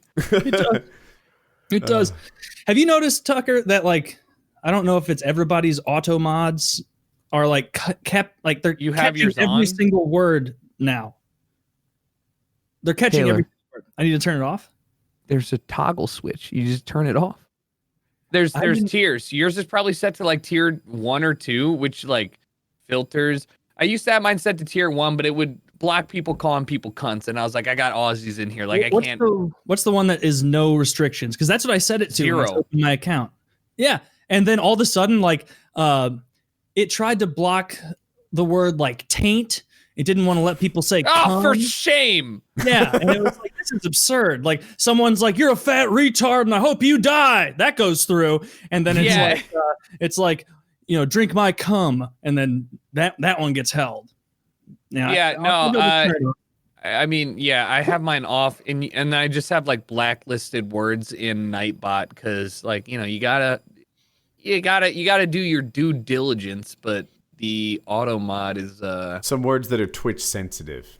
Some people start talking about watermelon juice in the chat. You got to get that locked down. Cut that out. This is actually great. Hold on, you guys. Please tell me you saw was it Microsoft or Samsung Bleep? No, I don't know what that is. Oh, we got a topic. All right. Is it April Fool's Day thing? No, this is a very real thing. It is a new AI. Wait, let me guess what it is. Is it an AI software that will put bleeps on things that you say automatically? Sort of. Oh, damn it. All right, all right, it is Intel Bleep. It is, I'm going to link you guys the Verge article because that's high quality content. Basically, it is a live filtration system for online, specifically geared towards online gamers, that will automatically filter out or bleep words or phrases that may be construed as misogynistic or racist or the N-word. But the funny part is the back-end customization, where you can choose just a little racism is allowed. Just a little misogyny. Just the right amount, please. Like, I want all this banned, but I still want the N-word to be flung around. Yeah. So, like... the N-word one, everything else is on a continuum, except N-word is a toggle. Yeah, which is separate from racism. So it's like, I want no racism, but God, let them slang the N-word around. Like, let's do it. There's some white nationalism. None, most, or all. Woody, today I just want a little white nationalism. Dude, I'm a small amount. I'm a free speech absolutist. All of them. all of them off. But today, you got to be an absolutist. This is real. Listen, yes, this is real. They did a whole presser on it. Like, look, conceptually, the tech behind it is a great idea, right? But the fact that they have a racism slider where you can decide between, like, today I just want to be slightly xenophobic, so we're going to allow everything up until chink, but everything out of that, like, we're not allowing it, but like, just today I felt like that was a good one. Even with these sliders. Weird thing. Even with these sliders, we know the ones that are okay and the ones that aren't. It's so bad. So like it's implying that none, racism, some, most, or all. Where does watermelon juice fall on the spectrum? Probably that's like an 8 out of 10. Yeah, yours. You'd have to slide that to probably most. Okay, for that one. Yeah. Most means most of the racism. Most of the racism is allowed. Yeah.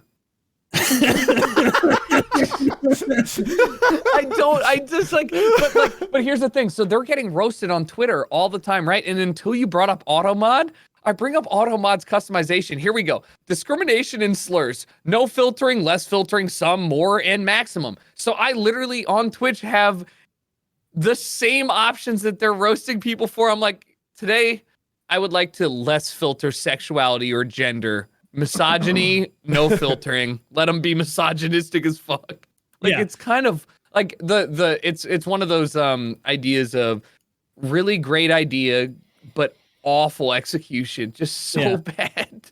I usually try and do it. I mean, my chat is way smaller than yours, so it's easier. But like I try and do it sometimes. Like individual basis, and so I allow everything except obviously all my Nightbot banned words, which I assume for everyone that list is the generic list, ridiculously long. Like I went back in and I added all the misspellings, and they're always coming up with creative new ones. You can just search. You can just search like Twitch Nightbot auto block N-word, and then they have like the gamut. It's like 4.5 pages of. Oh, I need that because I've only got like 1 page of ones I came up with now. you gotta think back to like when you're playing RuneScape and people were typing "dick" with exclamation, like semi parentheses, like. Just like trying to get around the word filters, so they have. Dude, so many people. I was watching a show about survival, and Les Stroud kept talking about fishing jiggers, and I had to just ban that because too many people. And I had to be like, guys, it's a jig. It's an actual. It's a fishing thing.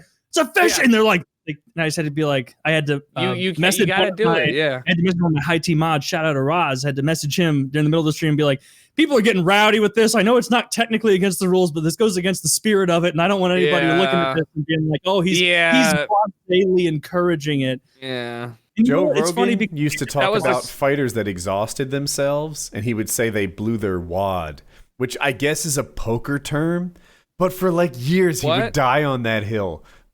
No, that's your comment. I thought it was about cum. Yeah, I thought that was everybody does except Joe Rogan, and I swear I'm Joe Rogan accurate on hasn't this. come enough. Apparently, it is not a poker term.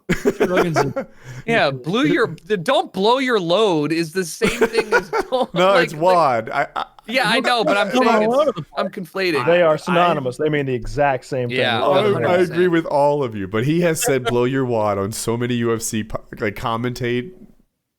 I don't know how to say this. I'll explain it. But during his commentating, he would say, "Oh, it looks like Tyrone Woodley blew his wad out there. He's exhausted." He's about to blow his wad all over Nate Diaz. Wadding is also like synonymous with like it's part of loading ammunition. Like shotgun shells have wadding. So really? So like blowing your wad could mean firing your shot which is also goes right along with blowing your load. I'd prefer to think the way we previously thought. It all means the same thing. Yeah. But when Joe Rogan says it, he's not exactly nailing it down there. I don't think Jon Jones wants to fight. Big boy. I don't think he wants to fight Ngannou. I'm not you guys are UFC. Yeah, see, so Ngannou was like, Jon Jones was champion Ngannou just fought, right? Yeah, he's the heavyweight champ now, and so they're trying to figure out who he's going to fight. And Derek Lewis wants to fight him, who's a heavyweight who's actually beaten him in the past. He said he'll do it for $10 million. Jon Jones, who's moved up from light heavyweight to heavyweight, he's been putting on mass for like a year, like fucking doing crazy workouts on Instagram, is like, $10 million doesn't do it. I want some hazard pay for this. And we're talking 15 or 20. I want more front end money. I want back end money. You're going to have to pay me to fight this man. And the most recent thing I heard was Ngannou was like, maybe I'll just go box Tyson Fury. So does boxing have a and sorry, because I watch all the UFC fights, but it's just I don't care. I just want to see people beat the shit out of each other. Yeah. I don't like, right? But does boxing have a higher initial payout? Big time.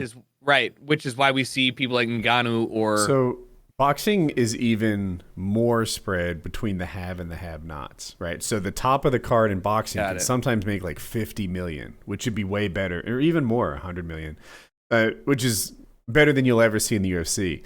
But at the bottom of the UFC, these guys are making 12 and 14,000, whereas at the bottom in boxing, they're like hundreds. Like they're pretty much unpaid. But also another like part of that equation is the UFC pays the least amount of their total revenue out to their fighters amongst the combat sports. I don't remember the percentage, but it's rather low in the grand scheme of things. As in they're reaping the rewards for paying out less, but they're more concentrated and they're normalizing it down here versus boxing is percentages aren't perfect, but they're going to be pretty good. Okay. Football, hockey, they tend to pay about half their revenue to the players. And the UFC is something like 19%. Jesus. Yeah. So that's pretty incredible. I didn't know that. I don't recall the exact percentages either, but there is a big disparity when compared to the other major sports. Yeah. Wow. So I don't know. Also in like UFC news, I don't know if anybody gives a shit about this, but Reebok is out and Venom is in.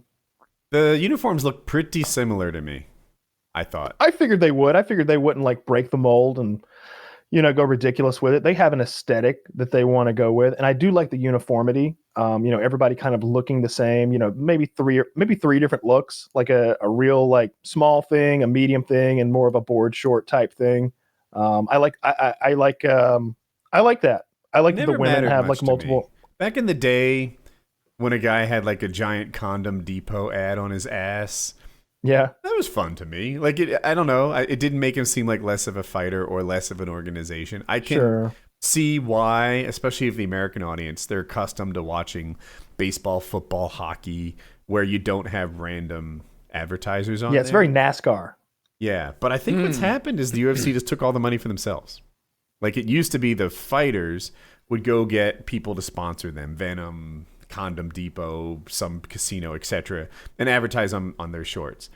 Now the UFC went out, got Reebok or Venom to pay for it, and they just give a little pittance to the people. Like it was a way. It depends how big you are, but yeah, it's less.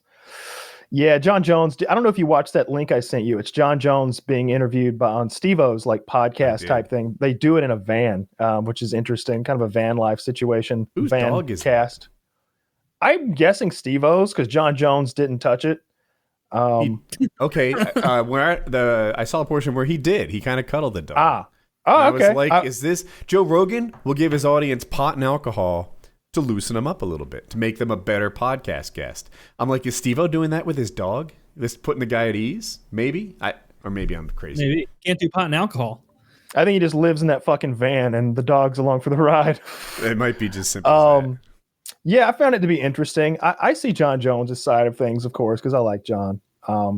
I liked hearing him say that, it was pretty humiliating when he hit and ran that pregnant woman. Like he said that verbatim, essentially. Mm-hmm. I don't know. I like the guy. And look, if I'm a UFC fighter, if I'm Jon Jones, I'll fight just about anybody for, that $8 million, $5 million, $10 million, whatever that's an enormous amount of money, right? But I get it when he's talking about there should be a little hazard pay for fighting this Ngannou motherfucker. He is just, first of all, I would, it's not going to sound right for Jon Jones to say it, but if anybody else were going to have to fight Ngannou, I would be calling for more thorough testing every time they put a mic in front of me. I'd be like, he's cheating. We all know he's cheating.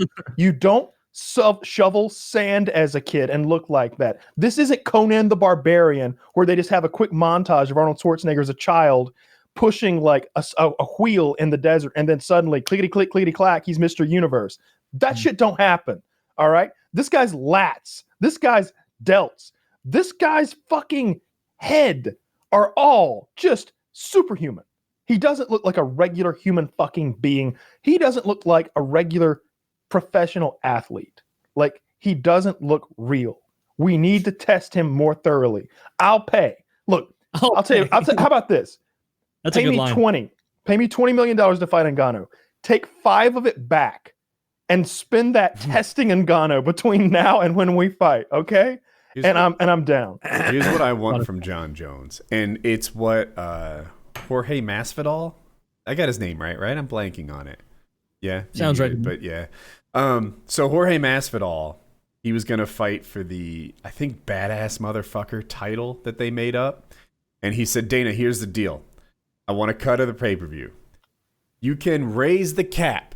I'll take no cut of the first. I'm making up numbers here. 500,000 buys, but I want a big cut of the over 500,000. I'm partnering with you in this thing. I'm taking some of the risk.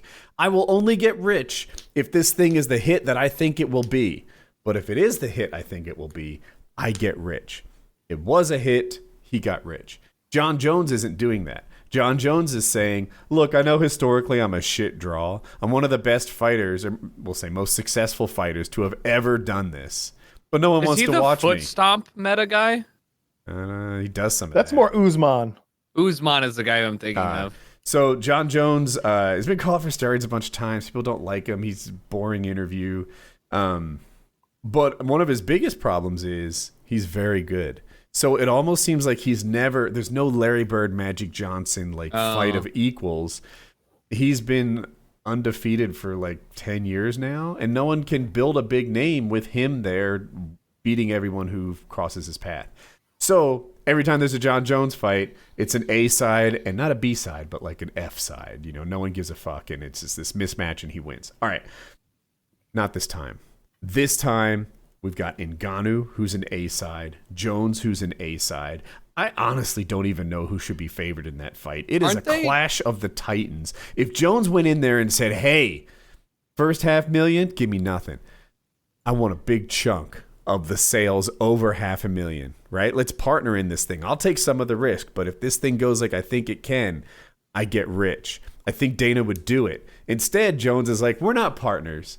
I want all the money up front. I want 20 million, 50 million just for showing up. If I'm Dana, I'm like, why do I want this deal? Dude, you never fucking sell anything. I want you to have some skin in the game. I want you to want to promote this. You want all this money up front, whether it does well or not? No. You should want this money if it does well, and then we're both of the mindset that this thing needs to sell. You'll be out there doing media like a Conor McGregor would. That's what he should do. I agree. I agree with all that. Yeah, 100%. But yeah, I what I really hope is that he doesn't go off, Ngannou doesn't go off and box, because I don't care. Boxing sucks. Boxing sucks. Yes. You know that he can't do that without Dana's approval. Yeah, but he can also be like, approve me or I won't do this or I won't do that. Approve me or pay me $30 million to fight Jon Jones. I've been nice about this, saying you can pay me what the contract says to fight Jon Jones. Maybe I won't be so nice. I want 3 months to do this, and then I'll come back and I'll fight Derek Lewis. And if DC wants some, he can come get it. And Jon Jones and whoever, I'll fight them both in the same night, line them up. Like, I'll fight a Buick one night. Like, we'll do a man versus car. Like whatever you can. Hey, how about a Grand Prix where you get to pick any 10 men in the audience and I fight them in succession? Like, there's a chimpanzee in the audience for some reason. Am I the only one who would prefer freak fights like that occasionally? That would be incredible. I want as a casual, not from the sport viewer, but as somebody that just wants pure entertainment. I don't care. I have no money in the game. I would love to see like the joy that I saw when we led up to like the most recent Jake Paul, Logan Paul, whatever boxing fight, where I was watching some guy get was it an NBA guy, just get laid out by another YouTuber. I was like, awful boxing. I love this. It's reality TV. Like, this is incredible. I would love to see some almost Roman-esque, like, obviously I don't want to see somebody's arm get ripped literally out of their socket. No. Probably. I hope that's the future. I hope the future is literally like the fucking Running Man.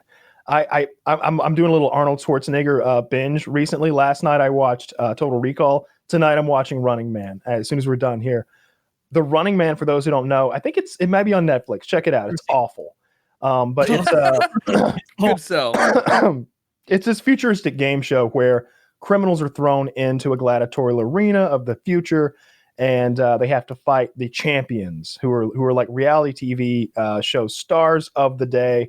And they each have a gimmick. Like, there's like Sub-Zero, and he's like this hockey playing guy who's like kills people on the ice with like a razor tipped hockey stick. And then there's several of them. Yeah.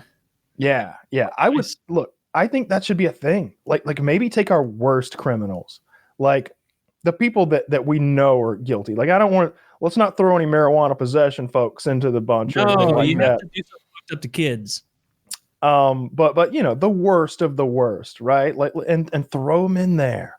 Let them fight for their freedom. Maybe. How about Jared Fogles? How about the Subway guy? I don't think he did anything that bad. I don't recall what he did, but what he did. He was a pedophile. Okay, there's lots of pedophiles. Did he rape any actual children? I don't know. Jared. He watched a bunch of child porn, and he did something with kids, probably. I'm pretty sure he flirted with some 14-year-old girls and owned some child porn. I think. All right, well, I consider owning child porn pretty high up there on the not great list. I don't think he throw him into the sex for underage girls. Paid for sex for underage girls. How old were they? How old? Oh, the exact age matters so much to me. No. Okay, I'm trying. Hold on. All right, so you're one of those 17 or 14. Yeah, or even like I think there's a massive difference. Like, if you say 8, all right, throw him in.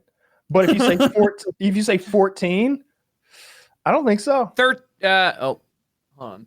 Oh, it's going to be in the middle. So Kyle's got to take a quick you're going to have to take a hard stance on. I don't have the answer to your question on how old the girls he paid to have sex with were, but the child porn went down to 9 years old. Ooh, I don't like that. Look, right, but as long as he's not in the porno. Ooh, I don't like that. Seems like he had some real dark stuff on his hard drive, Mike. Too hard of a stance on this one, too quick. I really it's so wild to me that I could like conceptually get behind somebody's desire to get shit and eat that shit, right? Like to literally eat shit for sexual desire. Yeah. Like the idea for me, thinking of somebody who's like 20 years old, I'm like, you have homework. Like, don't 20? talk to me. 20? You shouldn't have homework or I guess college. Yeah. Yeah. You're not, you have home. All right. Let me give an example. I did go, I went, I matched many a year, a couple years ago to, on Tinder with somebody. And, you know, I dropped out of college at 18. I only went 1 year. And I've been doing this whole shit since then. And her profile said 24, whatever. We were at dinner. She was like talking about how stressed she was. And I was like, what's up? What's like work got you down or whatever? And she goes, oh, no, I've got a lab report due tomorrow. And I was like, oh, I had no idea. You're in like biochem or whatever. And she goes, no, just chemistry. And I was like, oh, cool. Like gen ed chemistry? She's like, no, high school chemistry. Oh, no. And I was like, excuse you? Like, yeah, I'm 18. Lord, I was like, wow, this has been a really great time. Oh, that's too young? You just straight 18's lied. too young? She was past the finish line, and you said this was years ago, and you're only 26? I'm 28 now. No, this was when I was like 24 or 23. I just moved back to LA. I was like, hey, let me try this new Tinder shit. Yeah, it was just an awful. That I literally was like, and we remove the app, and we're done with this whole thing. Like, what do you mean? That was like you did? Got rid of it? Taylor, let me ask you a question. Before you had an ex-girlfriend, what did you put that slider on Tinder? 18. You're goddamn right, 18. You guys are weird. All right, the thought of, all right, hypothetically speak, bro, Cast you a have wide to ask net. her parents to pick her up. Cast a wide. You can't You even need the go to, widest net. When you look like I do, a wide net. you can't even go to a bar with her. 18 to 40. I don't want to go to a bar. We're going My to current my house. Tinder is Tinder is 23 to 35 because I need at least a semblance of adulthood. Like you need to at least be paying taxes, and I need What's that you to Eminem have song? Look at her bush. Does it got hair on it? Golden perfect. Yeah, is that what he says? Yeah. Fuck like, that shit. And I do do this, remember, bitch. I think in all seriousness, I put it down to 21 because of that same thought of like, you know, sometimes 18, sometimes 21, but I don't want to go to get coffee. I don't want to have a morning time date. I want to go out at night and like get a beer. Like what are we gonna do? Coffee sounds way more attractive to me. I can have my up. First of all, I'm not allowed. I'm not allowed a beer, Taylor. So okay, fair enough. You are extraneous. You're right. Thank God our justice system is forcing Kyle into underage kids. No underage kids, but like, 18 is legal. That's funny. Kyle just specifically targets 18 to 20, so he's not pressured to drink. Look, you guys are creating another predator. I swear to God. Look, if it would go to 7, if it went to 17, I'd slide it to 17. Well, I mean, 16 is legal usually, right? If it went to 16, I'd slide it to 16 if that's legal. Whatever's legal is what we slide it to. You got to go to one of the states. Oh, you don't. Oh, you're still on your learner's permit? No problem. I've got my. Not to brag, but I have my full license. Yeah, dude, that might be like an attractive part of you. She could learn to drive. I'm gonna meet your dad. Oh. You're 38. Nice to meet you. I'm dating this guy, Kyle, who lets me drive his car. After me. I know you. I remember you. Yeah, you played football. Oh, I humiliated her dad. We had gym together. You're telling her stories about you bullied her dad in high school. You know, your dad was a real faggot in school. I used to snap towels at your bitch ass dad when he was trying to dry off. I was 3 years younger and I picked on him. Come on, what a loser. He's like, yeah, he sucks. My dad sucks. I'm gonna get back at him by fucking you. Yeah, your dad does suck. That would really show him, wouldn't it? He'd hate that. And you wouldn't be lying, you know. No. Slide that bitch to 18. That's where it fucking goes. Like I slid it to 18, and I'm like, what? That's all she's got. I'm like fucking Scotty in Star Trek. I'm giving her all she's got, Captain. You ever seen that picture of it was like Anthony Cumia standing with like a 19-year-old girl, and the parents are younger than he is. And he's like Anthony Cumia.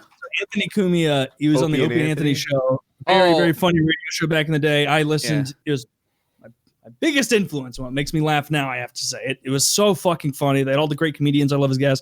But he had a thing where like he would go weirdly young as like what was he at the time? Probably like a 40-something-year-old man, mid-40s. Yeah, there you go. And he's in his giant castle he lives in, holding his cat, and those are the parents of the girl he's about to take on a date. Oh. Isn't that bizarre? No, it's perfectly normal. Back me up, Kyle. Anthony Cumia is the hero that we need, not the one we deserve. All right, he is the Batman of Tinder. Dude, that chick is hot. Is she how old is she? I don't know. I remember. So you always ask first and then. Yes, I look. I'm new at this. I mean, that one on the left, 11. She looks like 16. God, maybe 11. 16. I'm hoping she's 8. Oh, that chick is going to be-hot. Well, she's definitely above the cat. Nah, she's got fat wrists. No, the one that Anthony's standing next to, obviously, she is of age because this is like a pre-date kind of picture. If I'm remembering my O&A lore correctly. Look at that. She's got a digital watch on because she can't read a clock. I was talking about the mom. Let's talk about the mom. Oh, the mom. I'm sure. She's the hot one. Yeah, she's looking tremendous. And look at that dad. Like, what's Mom's why'd I drive us? Dad. Why'd I drive us here? Dad didn't look that bad until he found out his daughter was dating Anthony Cumia. Oh, where's right? That man had a full head of dark hair before that. At the start of the night. Yeah, it was like rapid aging as he's standing there. Now he looks like, where's your nice strapping young boy that's going to be taking my girl out? Oh, no, it'll be me. where's your son? Is he This is your home. Where's little Anthony? Where's little Anthony? Where's Aunt Junior? Here he is. That's what I call my dick. Aunt Junior's coming out later on, I promise. Uh-huh. God damn, that man is a hero for us all. Is he the true pope of the Church of Kyle? He may be. He may be a godlike figure that we look to. He's the guy who's like in the stained glass on our building. Looking into Anthony Cumia with the halo. The halo and the light emanating from his cock. Just killing it. Hilarious. That girl is shockingly young. No, like she looks like a high schooler. You know why? Because she's a high schooler. She's standing like a kid. Yeah, she hasn't figured out like how to stand yet. She's only been walking for like 8 years. Yeah, she's still figuring out, like, you know, when you get that growth spurt and you're walking all gangly and weird for a while, she's still there. She shot up 5 inches in the past summer and she's getting used to it. Yeah, that was... God, I love that. No, you put that motherfucker on 18. Got no fucking shame. Were you worried that you're going to have like an immature conversation? Who do you think you're talking to? We're worried what her dad will think of you. I just prefer the date to be at a bar generally at night. What would her dad think? I don't know. Let's open up with a few of my felonies. Let's tell him about that. He's not going to think much no matter what. She could be 40 and he's not going to like me. I'm with Kyle on this, actually, because I also want an 18 to 20-year-old who won't pressure me to drink. There you go. A huge advantage. I mean, my parents... Go ahead.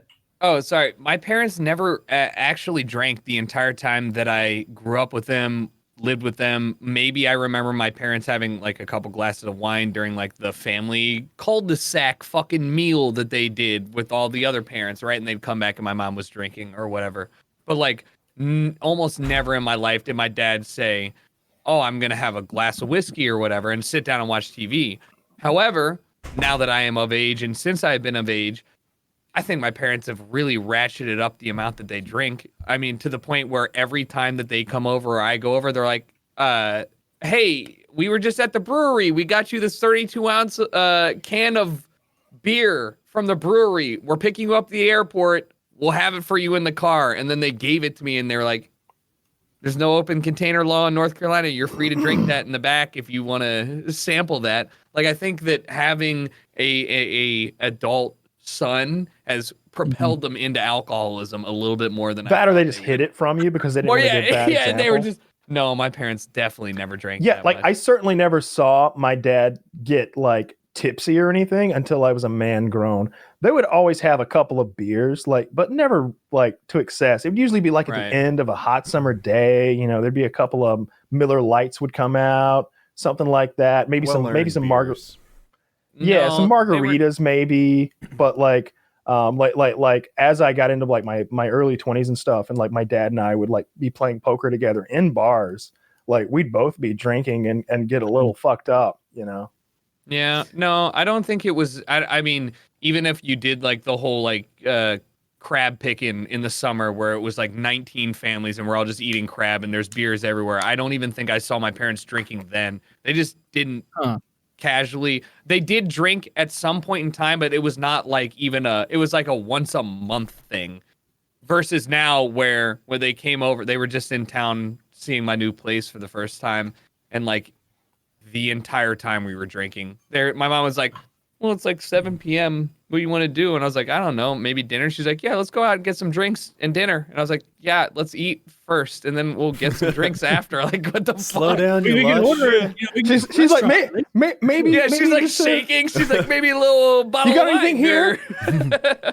Did I see witch hazel in the cupboard?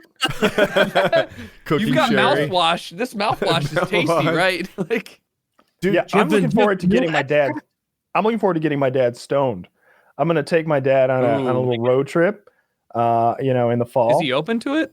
He'll get on board. He hasn't smoked since he was like 20. No, but he did smoke at some point in time. He smoked, I think, once or twice. I may have told the story. Did I tell a story here before about him like running stop signs and stuff stoned? Yeah. Like he was like 30, 35 or something like that, and had like a bad experience. He was like, they pulled out this funny looking pipe, and all those girls were smoking it, and it was actually crack. Oh God, I hope not. The way he described it, it sounded definitely like weed, but you know, they pulled out this funny looking pipe and everybody started smoking it, and it got passed on to me, and I was like, I'm not gonna not smoke it, so you gotta fit in. It's a bullshit weed too, that long ago. So you're gonna have to some bunk weed, brick weed. Oh yeah, that was some 1970 shit, you know, like terrible. This stuff they got now is just. I had fetishized this idea of my parents like stumbling in and seeing, like, I do smoke all the time, every day, have been for the last 8 years, whatever. But you know, like I'm not gonna, hey mom and dad, like I'm smoking weed. You guys want to jump in? So I put all my stuff away, and they were walking around, and my dad walked into my closet, walked into my bathroom, walked in my closet, my bong and all of my weed is tucked away in like very neatly in the corner where it's like, why are you looking here anyways? My dad, I'm walking and I'm like, yeah, here's my closet.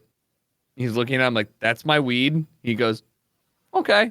Walks on out, looks at my mom. My mom goes, what's in there? And he goes, nothing. And at that point I realized my dream was dead. There is no point. My dad is calling the curtains. He's like, you're not smoking weed with your parents. It's just not, we're not interested. If he's gonna move my mom away and be like, nothing's in there. There's nothing in there. I was what you don't know is he palmed like an eighth. I walk back, I'm like, where's my jars? There's so much weed missing. Like, got some strawberry cough, baby. Let's hit the road. Dude, I got that. Yeah. We migrated off the topic of paying children for sex, but Matt Gaetz appears to be in trouble, man. That Matt Gaetz, the Florida for the sex. Wait, trafficking? did you see how he's getting caught for? All right, let me preface this. Matt Gaetz is being investigated by the FBI for what I believe is sex trafficking and sex with an underage girl, which both of these are, and you know, you can scale them up or down to be as severe as you would like, but he paid for some prostitution or some sex work with, I guess, who was underage at the time via Venmo. And if you don't know Venmo, all of your shit is public by default. Yeah. So he was making Venmo payments that said like tuition, school to the person. He put the prostitute's nickname in the Venmo comments. So it's like Buttercup. $1,000 give to. So what he did is he didn't pay the prostitute directly. He gave it to his friend, who's now Joel Greenberg, I guess. Is this the guy that pleaded completed? I'm not 100% sure, but I think so. So he gave it to his friend, and the text said, "Hit up Felicia," or whatever the fuck her name was. Yeah. And so he gave it to his friend with instructions to pass it on to the underage whore. It's going to be hard to beat this Let's not use case. that word, Woody. That's very I know, right? dated. Did that strike anyone else? Let's walk this back. All right. Yeah. I got a little watermelon juice in my eye. There. I didn't even think about that phrasing until you mentioned it. We This like and 9-year-old support whore. we- Just tell me we love what's a caller, and I will. Sex I don't. working is real work. All right, we're Charlie, gonna say she's a prostitute or She's a sex whore. worker. Okay, We're gonna okay. substitute- This underage deliverer of pleasure. How about this 13-year-old businesswoman? Anyway, yeah. So he said, "Hit up Felicia." It didn't show her nickname. They're keeping it private. But yeah, he said, "Hit her up, whatever." So I gave instructions to my buddy to pay the woman on my behalf, and she's an underage prostitute. And I don't see how he beats this. No, he is literally he's what the QAnon people froth at the mouth for. But like, I mean, like They've declared him innocent. This is it. This is the one. Like, this is the. I told you these people are trafficking kids. I don't care what side it's coming down on. It's happening. But they're Dude, trafficking. but QAnon does. QAnon has said Matt Gaetz is being framed by the deep state. They Yeah, well, I literally don't- found a pedophile politician. And, well, a pedophile, I know on the show. We're sensitive about that term. But they literally found a politician trafficking underage girls for sex work. And Ooh. the QAnon has got his back. Wait, you know what? This is such a weird segue. It's not even a segue. I also have a sex trafficking thing to put up. What do you got? One of the most prolific DJs and producers of the last decade in dance music is being sued for sex trafficking and child porno. Bass Nectar, a guy, Really? but listen, it gets. I think this is where I'm gonna contribute here. We've got to read some of the claimants that the suit brings because he was forcing his cult members to diet and adhere to a specific diet, and like refer to him as a higher being type shit. Very. So far, I'm on his side. What did he do wrong? Right? Very like Heaven's Gate kind of. Yeah, thing. wait. Well, wait, they were so he's underage making- for the first part, Woody. Well, how underage? It sounds to me like so far he just It was making sure. the Seco cult. Calories in, calories out. Yeah, if I were a cult leader, one, I would want them to refer to me as a higher being, and two, Absolutely. I'd want them to eat right. Yeah. And by eat right, I mean eat very little. Very, very little. Go ahead, Taylor. Or I'm sorry, Tucker. Tell me the part where he did something wrong. Oh my God, I'm not. Can't do it, can you? No, I'm trying to figure out how to like navigate Used his this power this and influence mind- to groom Yeah, this and is ultimately fine. sexually victimize underage girls. Oh, there you go. That's where things went awry. Yeah, wow. Who He could have pulled seen that this slider coming? too far to the left. The slider was on all of the misogyny and grooming. She should have allowed Intel Bleep to say, hey, we should not force them to eat paleo diets only while trafficking 17-year-olds across state lines while having sex with them and not 17's letting them okay. contact their Is Bass Nectar this person with the giant red flowy hair? Yeah, he's the DJ. Bass Nectar. Is I thought the that was a DJ. woman. No, that's He has kind of man arms. I mean, not Yeah. Not very really. man arms. Well, Not in this thumbnail. well, it's a man. Okay. Yeah, he doesn't lift, but it's a dude. Yeah, Yeah. but how the fuck are you gonna look at I have some breaking news. what? Breaking. Breaking. Is marijuana legal everywhere? Then I don't DMX care. is dead. Wait, Nuh-uh. really? No. No God way. Damn it. The boys just Wait, hit me I up don't on see anything WhatsApp. on Twitter. Is this Nuh-uh. that breaking that you're giving me breaking? I have TweetDeck open. I thought I would see. Yeah, I opened So you up- want to go to Lunel's Twitter. She's his friend. Yeah, he's- LUENELL. And she said, it is over. Frowny face. My friend is gone. Crying face. Soar with the birds. Bird emoji. Join the best that ever did it. Rip ... DMX. Where do we know what? Not that I mean, this is morbid, but do we know what he overdosed on, or like was it an accidental I mean, all overdoses are overdoses are accidental, but like was it like Fenty laced, or was it like I did too much? Haven't heard. Maybe this is me splitting hairs, but I want to know if he did it on purpose or if it was accidental. Maybe that's I mean, I'd always like to know. Just like this Tiger Woods thing that just happened, it was kind of interesting to find out. That shit is why I didn't even know about it. I didn't even know about it until last night, where it was trending, where like the results came in. And I was like, I didn't even know Tiger Woods had run into anything, and then he's doing 80 and a 45, and I'm like, oh, like Tiger was flying. Yeah, the man was in a hurry going through it. Yeah, to go to a Discovery shoot, like a Discovery TV, I think is where he was going to. Well, maybe he was late. Was he on anything?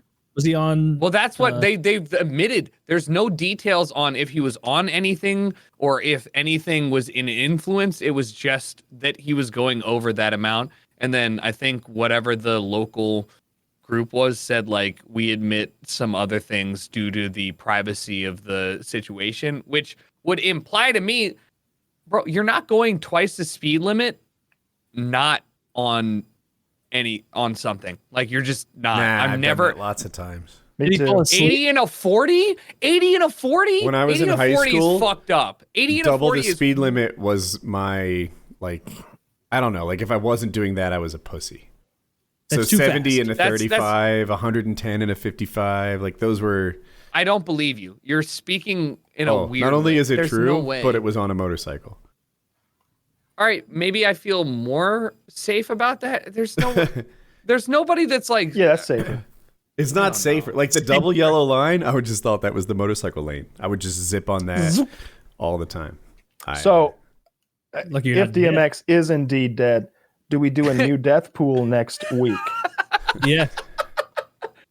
All new names, or do I just add a name to my list? I mean, I had some good ones.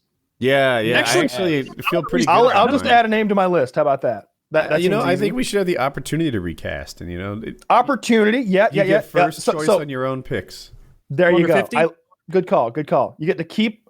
So we get first pick to our own picks. Like nobody pick anybody else's people, and you can shuffle if you want or keep if you want. So you could do a whole new bunch if you wanted, or you could just keep your full list if you wanted. Whatever.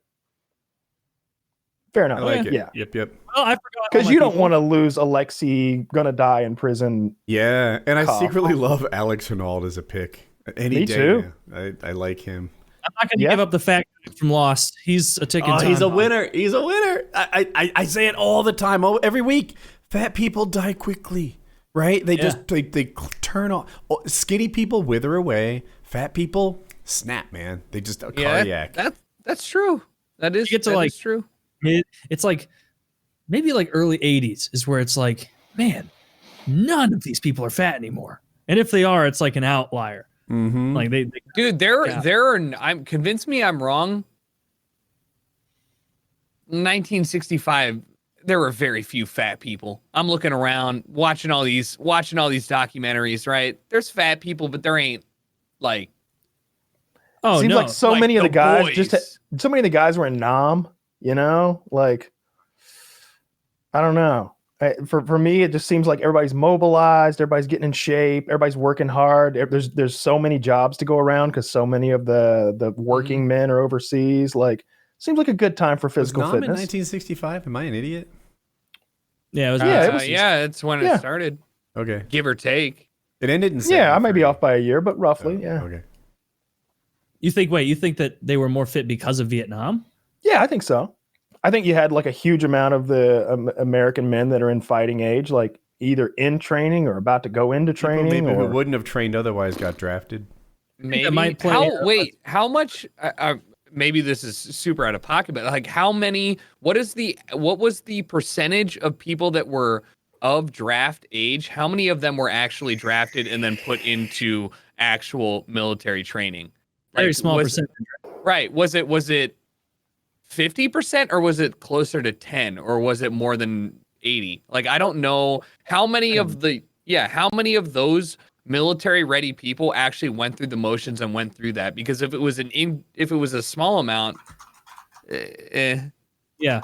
I mean, my guess, like, fitness thing would be like overall diet change since then. Also, like, social stigma. Like, if you were a big fat fuck back then, like, people were going to call you a big fat. It would be like being in China or most countries today, other than like Western countries. So like, now it's like there's no, I guess, social pressure, like, or there's almost 3 million served. Yeah. So about but 10% of that generation served. Now, you asked how many were drafted, so that doesn't answer that. Well, maybe my question was how many people were involved in it, because if it was only like 10%, that still is way less than I was growing up being implied, right? Like, I was implied that everyone from that generation in some way had a hand in it, right? Not my dad. We were just talking about that the other night. I went to go visit him, and we were watching Forrest Gump. And, it's awful. It's the Vietnam part. And it's pretty rough, when Lieutenant Dan gets his legs blown off and everything. And I was rough, like, he has to carry him. I was like, you were in that draft lottery. He's like, yeah, we checked the newspaper like whenever it was. Like, I don't know if it was weekly or whatever, but you check the newspaper to see if you were drafted. It's like, fuck. Lucky you weren't, I guess. I think I'm probably lucky that you weren't. I wouldn't be here either. Yeah. I thought snow day was high stakes. Waking up, watch it, hoping your school scrolls by on the TV. That really was. Kids these days get text notifications, but there was nothing better than waking up at 5:45 a.m. and then like running down to your fucking rabbit ears TV, and you're like, scroll. I got to check this one specific channel because they may have updated prior to the other local channel. And you're switching between the two, like, waiting for F. Damn it, I just got past my letter. I have to wait for the whole thing. I never really thought about it, but South Valley Elementary is alphabetically disadvantaged. We're way at the back of this list. South Valley, South Valley. As a Woodworth, you were used to that, though. That's true. I actually think that part of the reason I performed poorly in school is I sat in the back of almost every class. Every teacher would alphabetize the kids, and I was in the back corner. If I wasn't the last alphabetically, then I'd be the second last. Like, I was right there. And there were a lot of like Watsons and Williams, and going W-O is different than W-A. Like there could be 3 kids in front of you. That's true. W-O? Oh, I'm not in W-A land. I'm 5 East now. Yeah, it makes a difference. Like, people think like Watson's at the end of the alphabet. Fucking rookies. Like Woodworth. I would be. So meanwhile, some poor Polish guy named like Zizinski.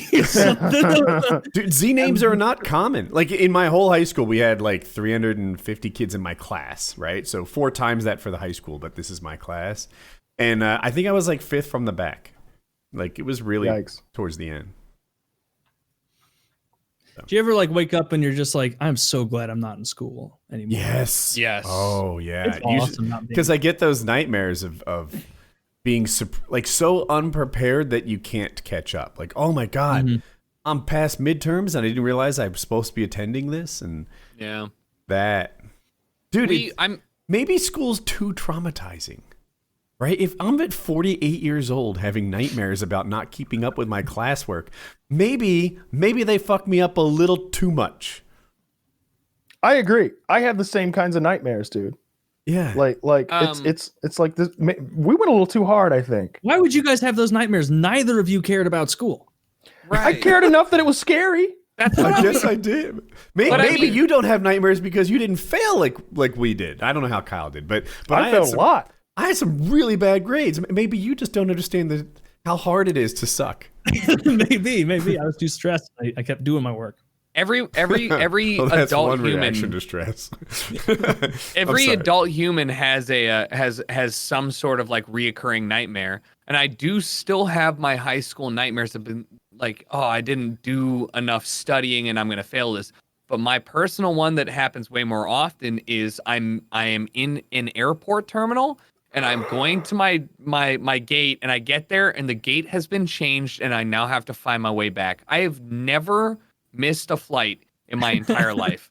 right? I've had that actually happen. Hundreds of flights. And I've also had this happen. But like my irrational fear, apparently, when I'm asleep is you landed, you got 13 minutes to go across 4.5 miles of Charlotte International Airport, merged with Chicago O'Hare, and then we've got a little bit of Phoenix in there, and there's no walkways. And it's like, it's super stressful. Yeah, I've done that before where like I finally got to my gate and I've been sitting there for a while, and I'm like, I just happened to like look at my ticket, and there's I'm not like, enough people there, yeah. Worse. I'm like, oh no. I'm supposed to be at S13 and I'm at A13. Oh, you're on the other side. That's why there's no one here. Yeah. Charlotte, I'm going to Vegas. Yeah. And you just got to get up and start fucking moving because the plane's taking off in 8 minutes. Yeah. That is my least favorite thing, is not having enough time to connect. I stressed the hell out of my girlfriend like a year ago. We were trying to catch a flight like out of Florida back home, and like she doesn't really travel that much, just from her work or anything. And so like I'm like kind of I travel a good bit, and so I'm like, you're the guy, you're the man. We gotta get hustling. We gotta get moving. Like we're here. We need to be, look at this diagram, like fucking full C, like on the other side of this. And like by the end, she's like, stop running, I'm dropping things. I'm like, we gotta go. We gotta go. I'm running back and grabbing the bags from her. Right, you just have to follow me. And I'm just like bumping past people, being the bullets rude. are whizzing by. Yeah, you're like whizzing by me. I'm ducking, everything slow motion, Saving Private Ryan. And I'm like turning and I'm like, at this point, almost rudely, like going through people, like wading through the swamp, because you have to. Like my flight's boarding or leaving in 8 minutes. You guys are walking lackadaisically, so I need to do this. Yeah. And like then I look back, and she like isn't assertive enough to like go through. And she's not a salmon. She can't swim upstream. Yeah. So I have to run back and blow an even bigger hole in the crowd for her to follow back. We made Get on my shoulders. So, this other time we were. This is a different trip. We were in like I had like a end of vacation, eating like shit, tons of seafood. I think the evening before, I was eating raw oysters, and I've been taking the saltine, putting the raw oyster on there, lemon juice, hot sauce, and we were sitting there last night at this place, and I ate 4 orders of them by myself. And so like, because I was like, I live in Missouri, I'm not going to get this opportunity again. I'm going to go balls to the wall here. And so I'd eat nothing but seafood and beer for 5 days. And like, I'm standing in line, and we're in like group B, and like group A's boarding. And I'm like, babe, I'm going to shit my pants. And she's like, you don't have time now. And I'm like, I'm making time. And so like, I run to the bathroom there. Thank God there was one only like 50 yards away from that area. And so like, A was about to board. We were in the middle of B, and I sprint over there and I fire out the foulest abomination of seafood shit. Like immediately, like it was like a flashbang, a gas bomb, where like everybody in the bathroom must be able to smell it. And it felt like a demon had left your body. You feel so much better. Oh, I was just releasing it, and I just heard like the whoa. All the souls of those oysters are leaving, and like it was one of those shits where like I got 80% of my shit out, and I was like, that's gonna have to do, and then just wash my hands, run back, and it's like as they're like calling our boarding group, it was like Ocean's 11, like barely made it back in, and I was able to like walk on the plane. By the time I got off the plane again, I had to use another bathroom, because you shouldn't eat 20 oysters in one dinner. No. You shouldn't. I've done that before though. Like sometimes we'll go to dinner and I'll be like, oh, oysters, huh? Yeah, let's all get a dozen oysters. And I'm like looking at the group, and everybody's just like, yeah, I don't eat oysters. Yeah, me either. Those things are gross. And I'm like, I just ordered a dozen oysters. They're $4 a piece. I guess I'm eating a dozen oysters. They're one of those weird things where I hated them until somebody told me I didn't have to chew them. Right? Like, and then I was like, oh, you can just swallow them whole, and they taste great. They're just good salty. I chew them up. Oh, I like chewing them all up, because then you get to taste the mushed up cracker and all the Tabasco and all the lemon juice and all that. No, mix. you can taste. All I don't even that, use the cracker. Oh my god! Well, you need that nice foundation for everything. I get them on the little DMX seafood is fork. really dead. He is dead. Get them on the little seafood fork. Maybe put some cocktail sauce or some hot sauce on there. And it's down. It's down. Love it. How did you confirm DMX was dead? Zach, I just clicked on I just searched DMX and then hit the Twitter button and I saw 14,000 tweets loaded within the last 10 minutes and I was like, DMX is dead. Like this, like, and even here's my safety net. Even if he wasn't dead, you don't come back from being brain dead to being normal. God works in mysterious ways. All right. Not this time. Yeah. Not this time, DMX. Through prayer, anything is possible. Saint, so why don't you jot that down, Tucker? It's just Saint just tweeted. Somebody should have prayed a little harder for DMX, I guess. Or maybe they just prayed extra hard for me. You're the reason. Your prayers outweighed the final redemption. Yeah, there were a lot of people praying for DMX, but not quite so many praying for me that I would win the death pool. And so God was I think we should honorarily play the DMX Rudolph the Red-Nosed Reindeer edit that is on Spotify. Why do I feel like that's a copyright claim? It is. Yeah. I don't.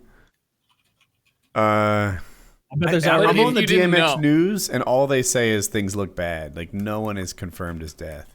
Oh, you're talking real about bad. Reddit? He hasn't breathed in 45 minutes. Look, I'm not giving up this. Is it $5 or $10? It's $500. $10,000. I think it was $10,000. If you want to know how influential DMX is, his Rudolph the Red-Nosed Reindeer edit has 10 million streams since 2020. Oh, nice. That's pretty wild. I don't know if there's already comments on all his videos. RIP. Hell yeah, get in there early, boys. Get all those points. Yep. All those YouTube comment points. He was the best. RIP. Not really. Gone he had like the one song, right? I was just saying what comments I'm seeing. Yeah, I know. I know. I'm just disputing what that person said. I know the one song, and he also barked a lot.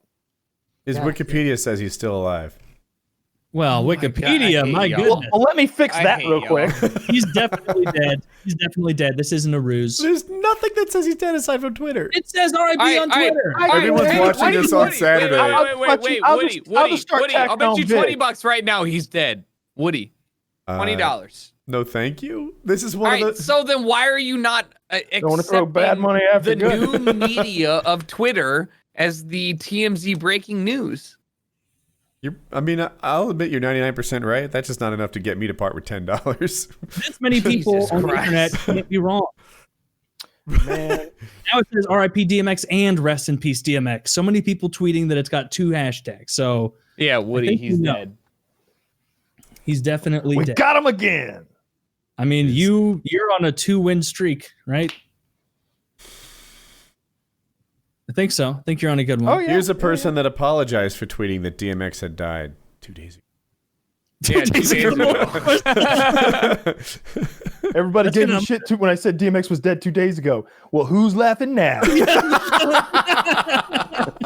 So fucked up. Have a whole account that just preempts 6 celebrity deaths, and you get indignant when. Well, I was right. Rest in peace, Arnold Schwarzenegger. Everybody's like, "What is wrong with you?" 8 years from now, you're like, "I told you. I told you." Rest in peace, Betty White. Oh, I missed it. Oh, it actually happened. That could happen any minute. Any second, I hope. She's lost the fucking plot. That's why she's not allowed as a pick, obviously. Yep, unfortunately. Is she the oldest celebrity that's still alive? Clint Eastwood is up there. I don't know which is. Yeah. The Queen of England, if you count her. She's like a fucking 103 or something stupid. You don't count her, Tucker? Betty She's not a celebrity, I suppose. Betty White is infinitely more like in pop culture than the Queen of England, right? Queen of England's on money. American-centric viewpoint. Over here. Let's do a Google battle. Yeah, how do you do a Google what battle? else matters? What are you telling me that the Brits matter? No, what was that? Weren't you talking about it? Like you choose what's more popular? Yeah, higher or lower. I would be willing to bet that. The Queen I would bet that Queen Elizabeth outweighs Betty White. Right. In the Googling. But I mean, I thought we were talking about in age. You're right. Yeah. In Google. Oh, is age the thing? I think Betty White loses. I don't know. We're all mixed up now. Betty White is not 100 plus. No, Betty She's White's like 90 99. plus. Betty White's 99. The Queen is 94. So she's winning the age battle. Wait, really? The Queen is only 94? I thought she was like 103. You know what's crazy is the Queen is an old looking 94. Yeah. Yeah, and Betty White is a young 100. A young, a cool, a still fuckable 100. Oh, let's not go too far. I don't know. I mean, where do you put the upper end on your Tinder? I go to 102. You know, just to be sure. Slide that bitch to 40. Yeah, I slide my Tinder scale 50 to 75. Queen Elizabeth is beating Betty White by quite a bit on Google search popularity. Well, yeah, I would hope so. Yeah, but do that same test. One runs a country and the other one is like... Yeah. Check the results of Google from 1951. And then you'll see the true trend of her heyday. Can you imagine like being so old and in the same industry that it's like you have credits from the 30s? That's fucked up. All right. Imagine, we're old, right? Like we are old. However, we're only at the oldest 10 years, a decade. Well, I mean, 13 years if you really wanted to stretch it, right? 13 years, but we don't have the same like Betty White was relevant the whole time for 80 years. Like 80 years. It's just Betty fucking White. Like I'm here still. Like she's really solidified herself as like one of those iconic. I love that meme where like someone tweeted like, young man goes on shooting spree at local high school, and someone just replies with a picture of Betty White. What? Why? Bet he white. Oh, Jesus. That's pretty good. That's pretty good. Yeah, that one's good. Yeah. Yeah, well, I can't use it. I can't. I mean, I bet that one's pretty popular now. Yeah. Yeah, it's probably all over the place. If Kyle is saying anything about it, it's got to be popular. Kyle's all up on the reaction gifs to mass shootings. Believe me. Believe me. You got to have those locked and loaded. He was my reaction gif advisor. And then he just kept sending more gifs of sassy black women. I said, there's no variety. I need more. I need more than that. Maybe Chuck Norris clapping or something. Regis Phibin? Yeah, Phibin. We were talking about relevant over a long time. He has the Guinness World Record for most hours on camera. It's 16,540 hours on camera. That is I didn't. I don't know what all he did, but obviously, like camera? He did that like morning show every morning, right? And then he did Who Wants to Be a Millionaire for like 1 billion fucking episodes. Wait, and I'm sure he had a whole career before that because he was so old. 16,000 hours on camera. Yeah, so he did a couple game shows. Who Wants to Be a Millionaire is one. Who Wants to Be a Super Millionaire? Yada yada. He did Regis and Kelly. That was a real big that's thing. The one. And shit, I don't know. He's got a bunch of stuff. Like there's shows back here in the 60s and the 80s. I guess he hosted the Regis Phibin show back in 1980 something. 16,000. How many? 500 something. I didn't even know he was dead. All right, so to give you an idea, if I put my Twitch time to the earliest that I am allowed to set it, which looks like January 1st, 2017, I have streamed 7,180 hours. So you're on pace. Right. I'm on pace, but that's 5 years, right? But that's 5 years of streaming like fucking 5 hours a day. Like that's a lot of on-camera time. Like that's shocking how much time he spent on camera. And he's doing it in official, like not me going, I'm bored, I'm gonna just boot up stream today. Like, you know. Yeah. Like he has people that are hired to work on that segment with him. That's wild. Yeah. Holy that's crazy. Shit. Well, R.I.P. for a long time. Yeah. He had a very funny voice. I don't remember what it sounded like, but I'll learn that. I'm gonna learn that. You're gonna do Regis Phibin. That's good. It'll help all your 40 and over viewers. They'll love that, Taylor. That's a huge demo on Twitch. It's just me. It's just Woody being like, "This isn't even good," you know? And then leaving. Damn it, down to 0 viewers. Man, I am hungry. I have 850 calories left for today. I need some protein. Wow, that's good. That's good, nice. two chicken. Dude, that's a pint of ice cream. That's 2 chicken breasts. I think it's gonna be 1 chicken breast with hot sauce, and then I'll finish with the deficit. Yeah. Do you like chicken salad? Oh, with it. You guys, all right. Yeah. This is actually a Me great too. question for you guys. Because I need hot sauce, but like most of the hot sauce that I'm looking at is like 5 calories. Like, why are you? Is it a sodium intake or like what's the limiting factor? Because everybody that I talk about that's trying to be lean but eat, well, they always say like, I don't eat too much hot sauce. It's sugar in the ones with calories. So that's Is it why really? ones like Tabasco is 0 calories. It's just vinegar, cayenne pepper, and Right. So that's good. As long as it's not like high in sugar, high in calories, we're If still. it's 5 calories, I don't even log it. I log all my food. But yeah, I didn't know if there was some like secret thing that hot sauce was like not okay with. I've become You know what I mean? I don't think so. I don't know, like it. Because I can't eat chicken I feel like breast. everybody's stupid who pays attention to the small things, right? You get your Right. macros, your calories, your protein, your fats, etc., right? And you're fine.